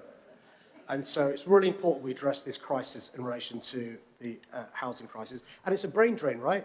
People will leave London. We need bus drivers, doctors, teachers, cleaners to be serving our city. We can't afford them to leave our city, which is why it's really important. And it goes to the last question that was asked. It takes, on average, 3 years from permission being granted to a home being built. 3 years. And that's why there's a sense of urgency in relation to getting these homes going.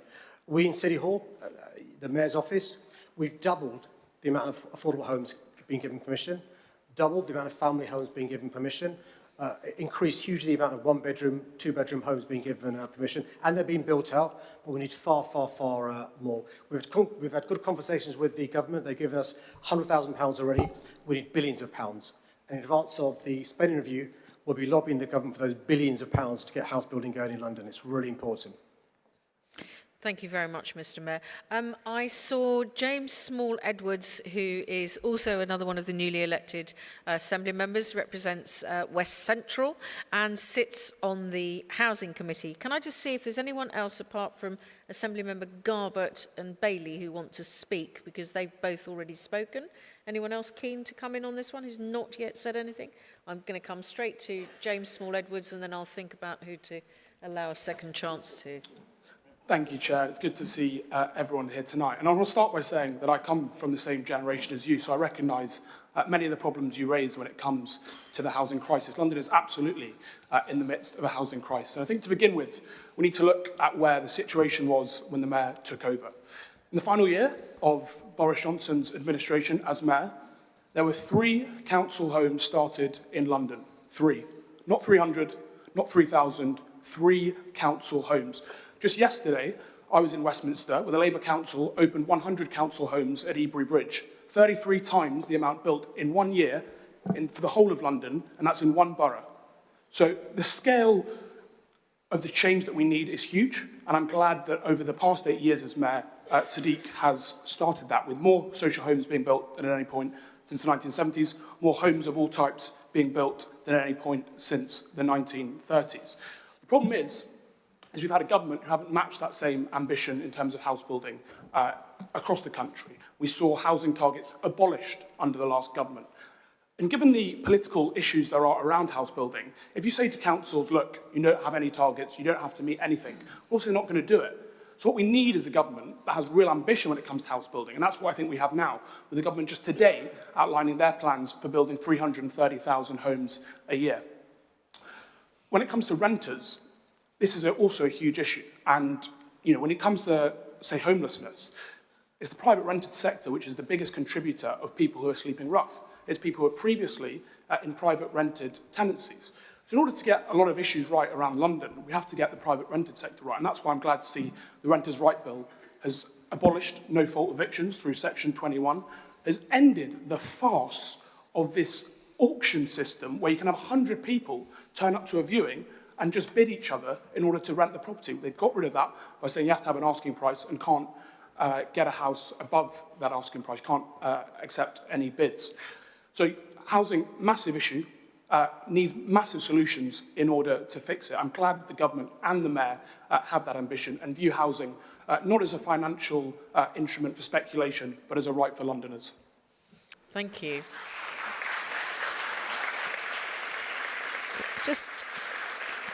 We'll just come back out to you in the audience to see who's got their hands left up. I can actually see somebody who's sitting next to the person who just asked something that's about 3 rows back on that side, paddle 4. And I can see somebody in the middle there. Yes. So I'll take those two. And I've also got a question here online. What are you doing to help London's key workers like nurses and teachers afford homes? And I'm going to take you next. Thank you. Good evening all. My name is Michael Jordan. Quick question. Where do you think new towns could or should be located in London? Thank you and God bless. So new towns, what can we do to help key workers? And there's somebody there in the middle. Is the microphone working? Or do we need someone to sign? Thank you. Hiya, I'm deaf and I wanted to know, because there are a lot of communication problems, a lot of barriers that deaf people face, like on the buses, if the electronic system is not working, so we don't know there's a diversion, for example. Deaf people really suffer at that, and we're, obviously you end up in somewhere that you don't know. So please, can we make sure that we have an equality of access on transport, on all modes of transport, for deaf people who have these communication barriers that they face every day?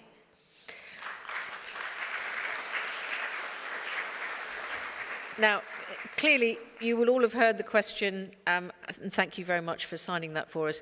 It doesn't fall into the housing category, so I'm going to ask you all to hold your reply until we get to the category after housing, when we will take that question more appropriately, if that's okay. But thank you very much for your question. Obviously, I'm going to stick with the housing points for the time being. Mr. Mayor.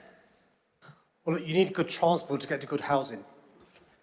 So that's what I'll do is at the end of the meeting, my Deputy Mayor for Transport is here. Seb, put your hand up, please. So at the end, speak to Seb. We do make sure when we have transport policies, which leads to good housing, we consult with a wide range of groups. We have Talk London. We have an equality disability group in TfL. We train our staff to be able to talk to all Londoners, because if public transport means public transport, it's going to be transport for all the public. So please speak to Seb afterwards about any particular issues you have. But it's really important we address the issue of all Londoners being able to access public transport. The first question that was asked was in relation to key workers. Really important question in relation to the importance of key workers having housing in London. So a few things we've done to address this issue, because key workers have been priced out of our city. Firstly, we now have a definition that councils use in relation to what a key worker is. So when councils allocate what's called intermediate housing, this isn't the normal council housing, but intermediate housing, they use the key worker definition in relation to allocating that housing. And so you can go to the GLA website to get the definition, but separately we're speaking to the NHS, TfL, Department for Education. When it comes to surplus government land, we want the housing that's built there for the first dibs to go to key workers for obvious reasons. And so I was at a meeting today with NHS colleagues where we agreed to extend the London Estates Board to do just that. So we're going to make sure we carry on doing that. And again, watch this space for hopefully a good deal with the government in the CSR to have more key worker housing in our city. Michael, your question is really important about the new towns. By the way, great name, Michael Jordan. So look, in the community up the road is a good example, Battersea Power Station, where a piece of transport infrastructure, the Northern Line extension, enabled tens of thousands of homes to be built. Now, I love Battersea Power Station. My problem is the previous council were really bad at negotiating, and the developers did a number on them. And so there are very few affordable homes in Battersea Power Station because the previous council in Wandsworth were rubbish. And the developers rolled them over. But it's a good example of transport enabling tens of thousands of homes to be built. Same goes for the Elizabeth line. So what we're saying to the government is, if you give us funding for good transport infrastructure, the DLR being extended to Thamesmead, 40,000 new homes. Bakerloo line extension south, tens of thousands of new homes. The West London Orbital, thousands of new homes. Beam Park Station, 5,000 new homes. The transport frees up housing for these new towns, and there are plenty of brownfield sites where we can build these homes without the need to go on the green belt, which should be a last port called the so-called grey belt. And that's why we need to build the new genuinely affordable homes that Londoners desperately need. Final thing to say in relation to something that somebody said, look, the London Promise, I mentioned in my opening speech, the London Promise is very simple. You work hard, you get a helping hand, you can achieve anything. The problem is your generation is working hard, but there's no helping hand in relation to housing, which is why it's really important that we fulfil our part of the promise with a helping hand, which is an affordable home. I'm just going to bring in Anne Clark, who is Labour and Cooperative and represents Barnet and Camden. Anne. Yeah, thank you. It's great to be here this evening. Great to see all of you. I just wanted to pick up on the new towns because they are so important. And part of the reason that new housing is so important is because we're able to deliver quality homes that meet modern environmental standards. So just one thing I was thinking about yesterday is Krupesh Harani, Assembly Member for Brent and Harrow, and I celebrated 1 year of Brent Cross West Station, and which Sadiq Khan opened a year ago. And what's so important about that investment, both through Barnet Council and government, means that as we bring new transport facilities, we can build up new towns. That new town is going to be home to 6,700 homes, 25,000 square feet of office space. That's a really big development, but it's only able to be unlocked because of transport links. And actually that town does also fit in with the mayor's environmental standards because it will be net zero at 2030. Also, it enables the West London Orbital because when they built that station, they built it very much supporting the West London Orbital, and there are now platforms ready to go for when that does get investment and come forward. Thank you. I'm going to move on now from housing, important as this area is, because we have a section on the economy, and then there's a sort of any question on any topic that you might want to ask section. And I know that there's probably going to be some questions in there that don't fit comfortably into the other areas. Oh, I can see that a lot of people want to ask questions on the economy. There's somebody right in the middle, sort of amongst all the hands. The lady there? Yes. No, next one along from you. There you go. Pass it on. Sorry. There we go. Sorry. You're all from the same group? Yeah. Okay, well, any one of you can ask the question, or you can all get up and ask it together. All right, one word each. And film it, obviously. Hi, Sadiq. My name is Juliana. I work full-time for the NHS as a physio, but I also run a small business of dance and wellbeing in East London.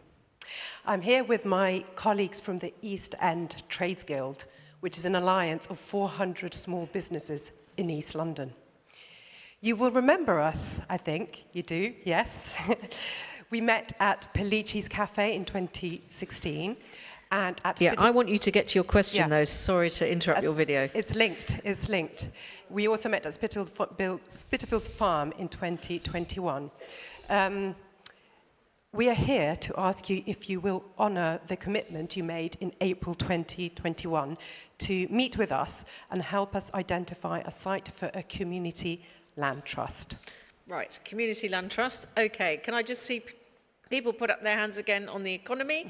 I can see somebody on the end of the aisle just behind paddle 3. So if you can just there, just literally just behind you. Okay. Thank you. We'll take that. Thank you very much. My question's to the Mayor of London. On the economy, how can anyone afford to live in London anymore? You've increased council tax by 71%. Pubs and clubs are closing at record levels. You expanded the ULEZ against the wishes of Londoners. The Blackwall and Silvertown tunnel charges are coming in despite the consultation.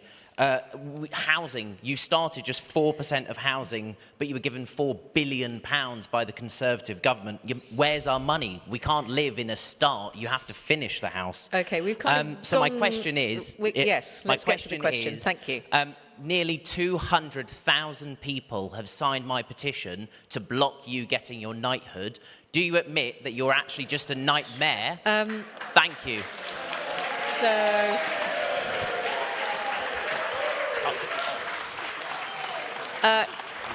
So this section's about the economy, and I don't think the honours system is covered by the economy. So I've got two questions that I'm now going to read out from online, which are to do with the economy, as well as the one from the group of people and the community land trust issue.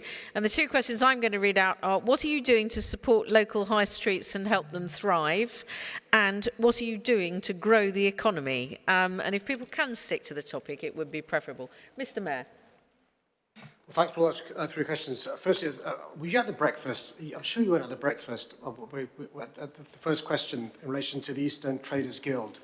But it's a great breakfast. I thought we sorted this out with the Community Land Trust. It's in Tower Hamlets. So let me take this away. Can you come to the front afterwards? We'll make sure we address this issue, because I thought it was done. But if it's not done, we've got to sort this out. Come to the front here and speak to after the meeting, and we'll sort that out. In relation to the second question, which is, where do Londoners live? Is that the question? How can anyone in London afford to live here when you've increased council tax by 71%? Sorry, Mr. I got it. No, sorry, can you take the microphone away from him? He's asked his question. I got the gist. Come on, we're not having two bites of the cherry. Sir, where do you live? Harrow, is that in London? Yes. There you go.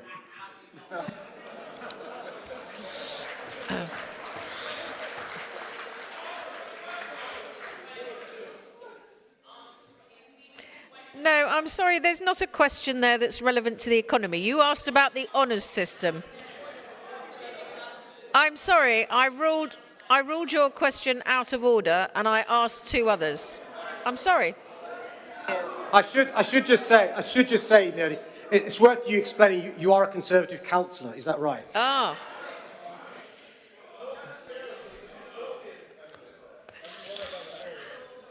Can we please move to the... I'm sorry, you've had your question. I'm not allowing you to have hundreds of questions. Could you please answer the questions, Mr. Mayor, about local high streets and what you're doing to help them thrive, and what are you doing to grow the economy? I mean, local high streets is a real issue that we're focused on over the last 8 years, because many of our businesses in London are small businesses. In fact, more than 90% of businesses in London are small businesses, and many of them on our high streets. And so we've got a huge amount of investment going into high streets across our city, working with great councils to bring back empty shops to be used, giving subsidised rents to those businesses. All the evidence suggests, by the way, that having more pedestrian access leads to better flow for those businesses. We've worked with great business improvement districts across London who support those high streets flourish and thrive. One of the reasons why Wandsworth was so successful in its bid to be the borough of culture was how they're going to use culture to regenerate and invigorate high streets. Think about outside Battersea Arts Centre, the benefit to the high street from the Arts Centre being here, or Tara Arts Centre on Garrett Lane. So we are working with great boroughs to make sure we reinvigorate those high streets. And many of these businesses on high streets are family businesses. If you can keep a shop flourishing and thriving, not just one family, but the community benefits, because people go from basket shopping to basket shopping in those cases. And linked with the issue of high streets, and I know Zoe's lobbied me about this in the past, we're doing work around markets, because markets are a really important part of our economy. You know, my deputy mayor, I managed to persuade him to come to Tooting Market recently to see the benefits and joys of how we've reinvigorated Tooting Market and Broadway Market over the recent past. And so they are really important, and we're going to carry on supporting them, working with great councils, like in this borough, Wandsworth. Okay, thank you very much for that, Mr. Mayor. I've seen Alex Wilson, who's also a newly elected Assembly member, elected in May. He's London-wide and he sits for Reform UK. Thank you, Chair, and thank you, everyone, for coming tonight and asking your questions. Lots of interesting discussion already and hopefully a bit more still to come. This section, I think, is probably the most important section of all the ones we've discussed tonight, because the economy is crucial to everything else. It's by having a growing economy and a vibrant private sector that we raise the money that we can then use to fund the public services that we all need so badly. But at the moment, the economy is fragile. And when London succeeds, the country succeeds, and vice versa. But as I say, at the moment, it's fragile. We are already we're facing the highest tax burden since the war, thanks to the Conservative government, and it's getting worse, even worse, thanks to the Labour government. Particularly the national insurance hike, which is a tax on jobs, a tax on the businesses that create those jobs, particularly hitting younger, lower paid and part-time workers. Our hospitality sector, so important in London, it's in crisis. As Sacha Lord in Manchester has identified, that this budget, Rachel Reeves' budget, will force premises to close, it will force jobs to be lost. So it's no surprise that just a few months into a Labour government, inflation is now already starting to creep back up. Growth is stagnant and business confidence is in free fall. And don't forget, as the gentleman there has already mentioned, the cost of government in London itself. Sadiq Khan has increased his share of the council tax by 71% since being elected. And of course, we have ULEZ, the Blackwall Tunnel charges coming in, something I've been campaigning very hard against and submitted the largest petition submitted to the Assembly only last week. But of course, the decision has already been made. But there is one other factor that is also holding back London's economic recovery. And that's the question that I was trying to come on to earlier, which is the Mayor's failure on crime. The fact that crime is out of control in London is making it harder and less likely to, and it is relevant, before you try and cut me off, it is relevant, because we have a quote from Indian entrepreneur Devin Narang, who when chairing a meeting with investors, was warning people about the risk of getting mugged here in London, something that he said in New Delhi, we don't have to look over our shoulder. But the stats speak for themselves. We have 15,000 knife incidents in the last year, 1,000 firearms incidents, 52,000 phones stolen in a year. That's over 1,000 per week. Yeah, mobile phones being stolen on London streets. We submitted a Freedom of Information request and got the reply that in outer London, can you guess how many burglaries result in either a charge or a summons? No, it's people's question time. Okay, 2%. So to make London grow again, to get the economy back on track, make London grow again, first we have to make London safe again. Thank you.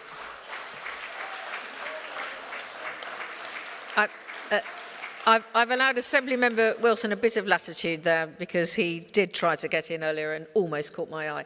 However, Assembly Member Ellie Baker has caught my eye to come in briefly, she said, on this. I'm going to be and then I'm coming back to the audience. I'll be very brief. Thank you, Chair. Just on a couple of issues that have just come up. Firstly, it's really good to see the East End's Trades Guilds. Thank you for coming down, and wanted to make a couple of plugs for some Assembly work that's being done. We're doing a big investigation on social value, as you're aware, which is about making sure that the businesses that Londoners really value can be supported. And I also know that one of our colleagues who can't be here tonight, Assembly Member Moema, is working with you to look at the Community Land Trust. So hopefully, with some extra welly, we can get it going. And also, to the lady who was talking about accessibility on buses and issues with the not being able to find out where you're going, when you're deaf, if the dot matrices aren't working. The Transport Committee has also been doing a huge amount of work on accessibility identifying some of the things that are going wrong and listening particularly to deaf and disabled people and their experiences. And the Mayor's doing a huge amount of work, particularly around Step 3, to make the tube more accessible, but we also need to listen to some of the smaller stuff that really affects people day to day and has a massive impact on their ability to live their lives. Thank you very much. Okay, can I see another show of hands from people who would be interested? I can see someone on this side in the middle of that row. I've also now got another question. I haven't been reading the people's names out or where they're from the online questions. I think those will be on the website. This one says, I'm a youth worker. Giving young people the skills and opportunities to get a job and divert them from crime is so important. What are you doing to help? And now I'm going to bring you in with your question as well. Hi, yeah. My question was, I think we're all aware of the issues around like obstruction caused by sort of lime and forest bikes. And I was sort of wanting to know, I think you've got a ready-made solution to this problem in the Santander scheme. You know, these bikes are docked, they're more cost-effective. So why can't we look to extend this? Okay, two very diverse questions there. Back to you, Mr. Mayor, on from the youth workers question and then also the one about Lime bikes. Yeah, firstly, can I thank the youth worker for being a youth worker? Youth workers do amazing work in our communities. I don't think we recognise how transformative they are to young people. So there's a lot we're doing with young people in relation to mentors. So more than 90,000 young people now have a mentor funded through City Hall, and these mentors can be transformative to a young person's life. We're also working with the adult education sector to give young people the skills for better paid jobs. Because what we're going to do is make sure those Londoners who may either be out of work or in jobs where they're getting paid just the minimum wage can have the skills to get better paid jobs. And what better paid jobs, what Howard and before him Jules and deputy mayors were doing was speaking to employers saying, what are the skills you need? What are the vacancies you've got? And we're working with them to get employers talking to the providers to make sure young people have the skills for the jobs being created in London. And I mentioned in my opening speech something called the London Growth Plan. This is something we've been working on with councils, with businesses, with trade unions, with others, which will be publishing early next year, which will set out our plan to help create, it's the private sector that creates the jobs, work with the private sector to help create 150,000 good jobs over the next few years, and that'll mean giving the young people the skills to be eligible for these jobs going forward. The question asked, a really important question, which is, how do we make this potentially wonderful thing, active travel, dockless e-bikes and e-scooters, not be a nuisance? Because let's be frank, a lot of them have started becoming a nuisance on the pavements in relation to people with buggies, people who are visually impaired, even people who are able going for a job falling over these nuisances when they're great pieces of machinery. So each council negotiates with the provider, the dockless mobile provider. So what we're saying to the providers, I'm not going to name them, but you know who they are, is unless you sort yourselves out, TfL will take enforcement action. And we're saying to the councils, rather than there being 32 separate agreements, there's 32 boroughs, let's try and work together to get some agreement, because at the moment there is no regulation, no laws around this. And what we're going to do is not turn this opportunity into a crisis, which is what it's become with your experience. So we are working on this, and hopefully watch this space. You'll see some improvements going forward. But if we don't do something, you'll have people going anti these dockless bikes, which is what's happening, e-scooters and e-bikes, which is a problem. Thank you. And I've now seen the statutory Deputy Mayor, Joanne McCartney, Assembly Member for Enfield and Haringey. I'm going to bring her in now. Thank you. I just wanted to say a big thank you to the youth worker that asked that question too. And the Mayor talked earlier about the cuts that we've seen over the last 14 years under the previous government, and we've seen our youth services decimated across the city. So I've been really proud that this Mayor has put in over £100 million into providing youth opportunities for our young people. Firstly through the Young Londoners Fund, then through the New Deal for Young People coming out of the pandemic, and also setting up England's first violence reduction unit, looking at what we can do to prevent young people getting involved in violence. And I've seen this in my local area, Enfield and Haringey. You know, I've recently visited Sister System, working with care experienced young girls and women, making sure that they have the resilience to resist negative factors in their life and to get worthwhile jobs. Today, I was visiting a project funded by the Mayor in Greenwich, Mum's Aid, giving support to young mums who have no family support. They've often been in care. And actually providing them just with a place to meet, but some real practical skills and advocacy so they can get those skills to get jobs. They can actually be better mums to their children.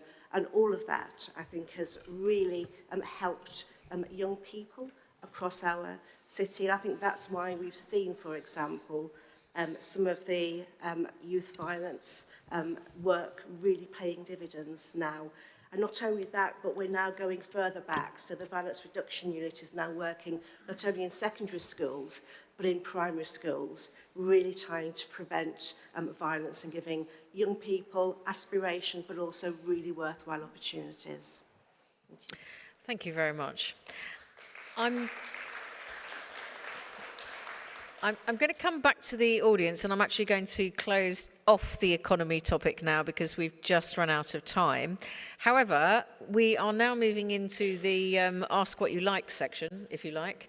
But if we can stick to things that are relevant to London and our services provided by the GLA, preferably as well. So we've not really talked about the fire service, we've not talked about culture, health, education, free school meals. There's a long list of things that we really haven't touched on, and there are still 3 Assembly members who've not yet had the chance to have a reply, so I'm conscious some of my colleagues just keep indicating at me, but they have already spoken. So I'm going to take this very enthusiastic person in the blue shirt who's got paddle number 2, absolutely, and then just over there in the other aisle in a sort of golden, I don't know, is that gold or orange? Yes, just over there.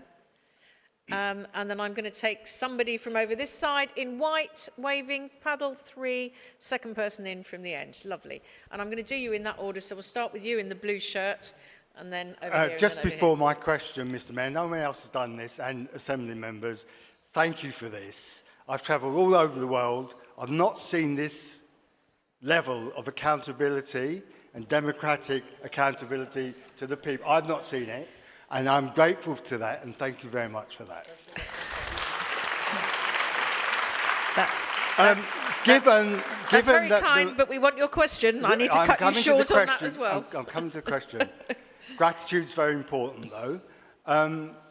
Given that the biggest driver of most of the outcomes you're trying to achieve in terms of well-being, health, policing, crime, security, and the environment is something called social relationships, and in the jargon, social capital.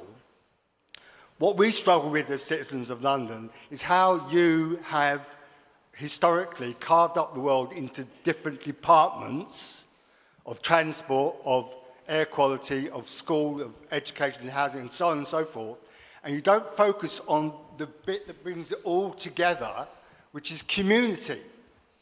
If you invested half the money you do in dealing with the effects of problems and dealt with the causes of problems by investing in measures that build social relationships, many of the problems that face Londoners would be addressed. Thank you. If you want to know where that happens, look to no further than next door to Battersea, where I work, and I'll be very happy to show you how it works in practice. Thank you. I'm sorry to cut you off because it was a great silos versus a holistic working. I'm going to take the 3 I've already indicated. I may come to you in a second. I'll take this person next. Thank you, Chair, and good evening, everyone.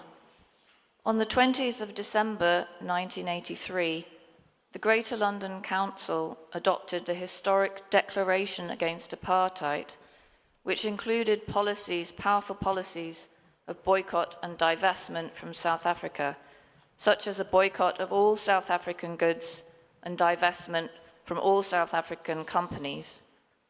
On July the 19th of this year, the International Court of Justice, the Court of the United Nations, advised that Israel's occupation of Palestinian territory in the Gaza Strip, the West Bank and East Jerusalem is unlawful. It's quite long. Can we get to the... I will. Yeah, thank you. Just one more sentence. And that Israel is guilty of the international crime of apartheid. Will the Greater London Authority and the Mayor of London adopt a similar declaration against apartheid, including policies of boycott and divestment from Israel? Thank you. There was somebody... Sorry, I could see where you were going to go to with that one. Just trying to speed you up there. Come to you next. Yeah, thank you. I have a 6-year-old daughter. She's currently in year 2, and next year she'll be in year 3. I'm also a school governor at a local school here in Battersea, Falconbrook School, a fantastic local school. But we hear all the time from the head teacher about the impact that free school meals is having on pupils at that school and their readiness to learn. So I'd like to know if you could commit to continuing free school meals for all primary school pupils in London.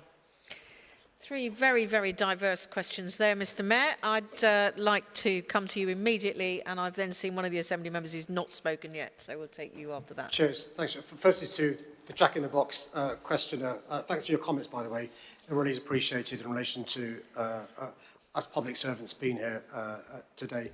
Actually, the point you make is quite profound, and we've taken it very seriously, the issue of social relationships, social capital and social bridges, and we saw it its most profound impact during the pandemic in terms of loneliness, isolation, and the impact volunteers had on bringing communities together. And if you think about a great city in the last 30, 40 years, the social hubs there used to be that provided the social capital and social bridges, pubs, post offices, churches, there are fewer places for people to mingle and mix, so you're spot on. We can't assume people will have that. And that's why in City Hall over the last 8 years, we've actually been proactive.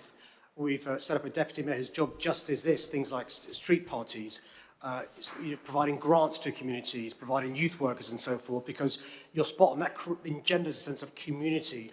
The old adage, unless you've got a dog or a young child, you don't meet another Londoner, shouldn't be the case. And actually technology provides us with quite a cheap way of addressing this issue in a meaningful way. So again, I'm happy to, if you give your details to Leonie, we'll send you some details of some of the stuff we're doing, because I think this is one of the challenges of the 21st century in global cities, how we avoid each of us being 9.7 million atomized individuals, but have a sense of community which can be so useful in times of crisis, but actually useful all year round, not just in times of crisis or celebration. We should think about social capital and how we make sure people get to know their neighbours, and prevention is a key part of doing so. But I'm not in favour of City Hall getting involved in any BDS policies, and so, whilst I'm there, I'm afraid I'm not going to be given into advocating BDS from City Hall. In relation to the third question, which is thank you for explaining your daughter's experience in her primary school. So look, I benefit from free school meals. They were means tested though. So yes, I remember the fact my parents were less stressed, but I also remember the embarrassment and shame going to get my token, eating separately from my mates. And what universal free school meals is about, it was opposed by some in the Assembly, by the way, is making sure during a cost of living crisis, Londoners, families have support with universal free school meals. Every child is in a free school meal, and that's all our kids. Their families save £500 a year. That's £1,000 over 2 years. We've got some independent experts who did a report. We looked into their report. What their report shows is quite remarkable. Children are behaving better. They're more productive. They're more attentive. Parents have a better relationship with schools because schools aren't chasing up the debt. Better sense of community. And you'll know this as a mum. This is the holy grail. Kids are trying new food, which is remarkable. And so look, as long as I'm there, my promise is we're going to carry having free school meals in London primary schools.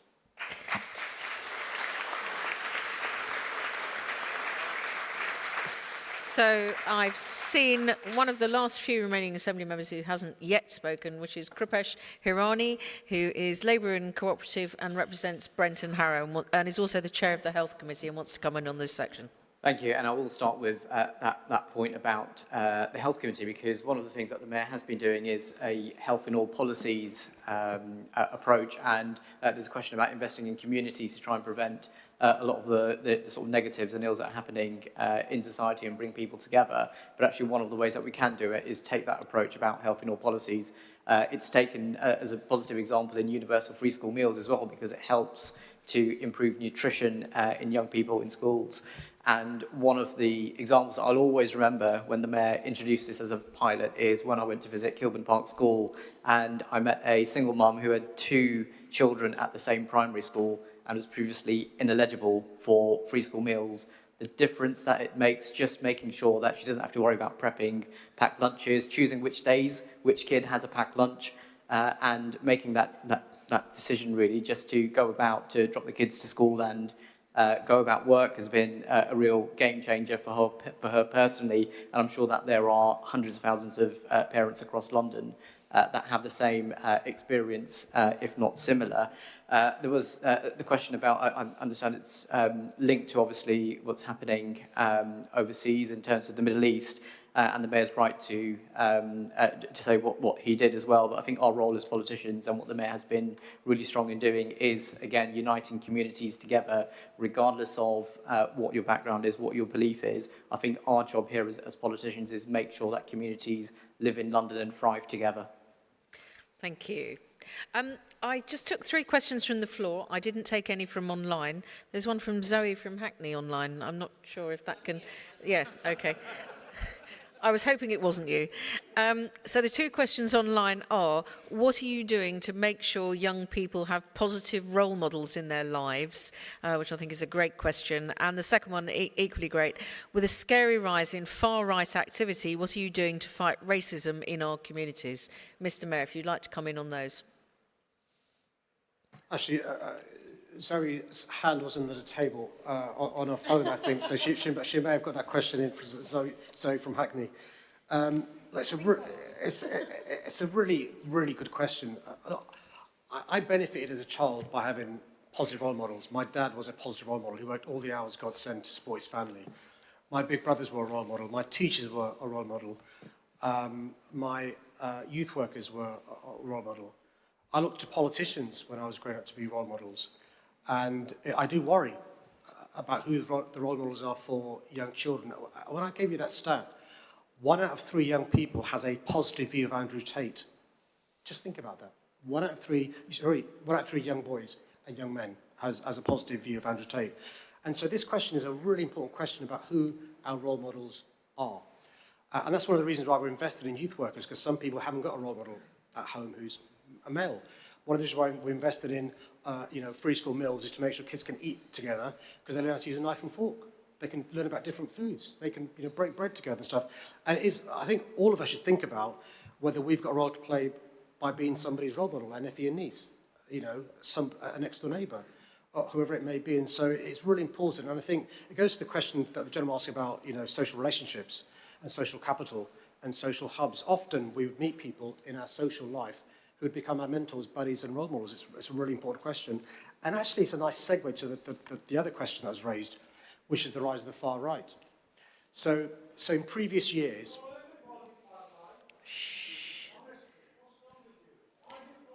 Sir, no heckling, please.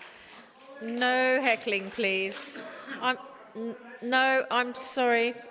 No, I'm sorry. Can you sit down, please? Please sit down. Please sit down. Sir, I don't want to have to ask people to remove you, but I will. Sorry, can you sit down? The Mayor is finishing his answer.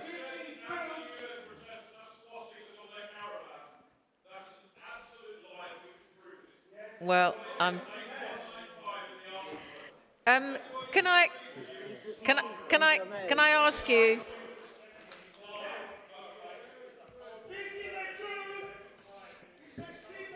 I'm sorry, we'll have to... Can we have these people removed? I'm sorry, we will have to remove them. I'm sorry, we will have to remove them.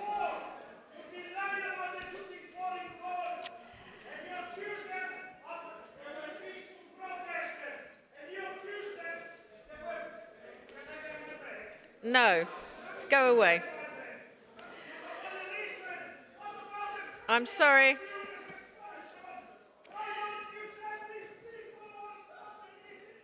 Well, I'm very sorry that in the last minute of the people's question time this evening that some people decided to try and impose their comments, actually not really questions, on the rest of us.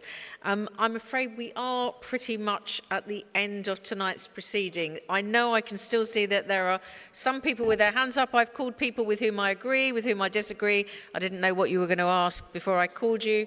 I'm sure you will have agreed with some of us and not agreed with other things that we've said. I'm afraid that is all that we've got time for. I would actually ask that the rest of you now put your hands together. I haven't answered a single question tonight, but my colleagues have. My colleagues have. Would you put your hands together and thank them?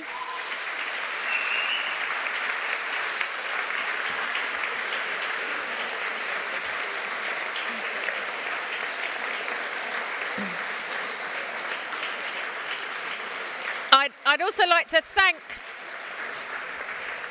like to thank all of you for coming out on a wet night, and with one or two very small exceptions at the end there, putting your questions very respectfully. Thank you for participating in this open piece of democracy, unplanned, and they've answered all of your questions. Look on the website and you may see some more answers. Thank you.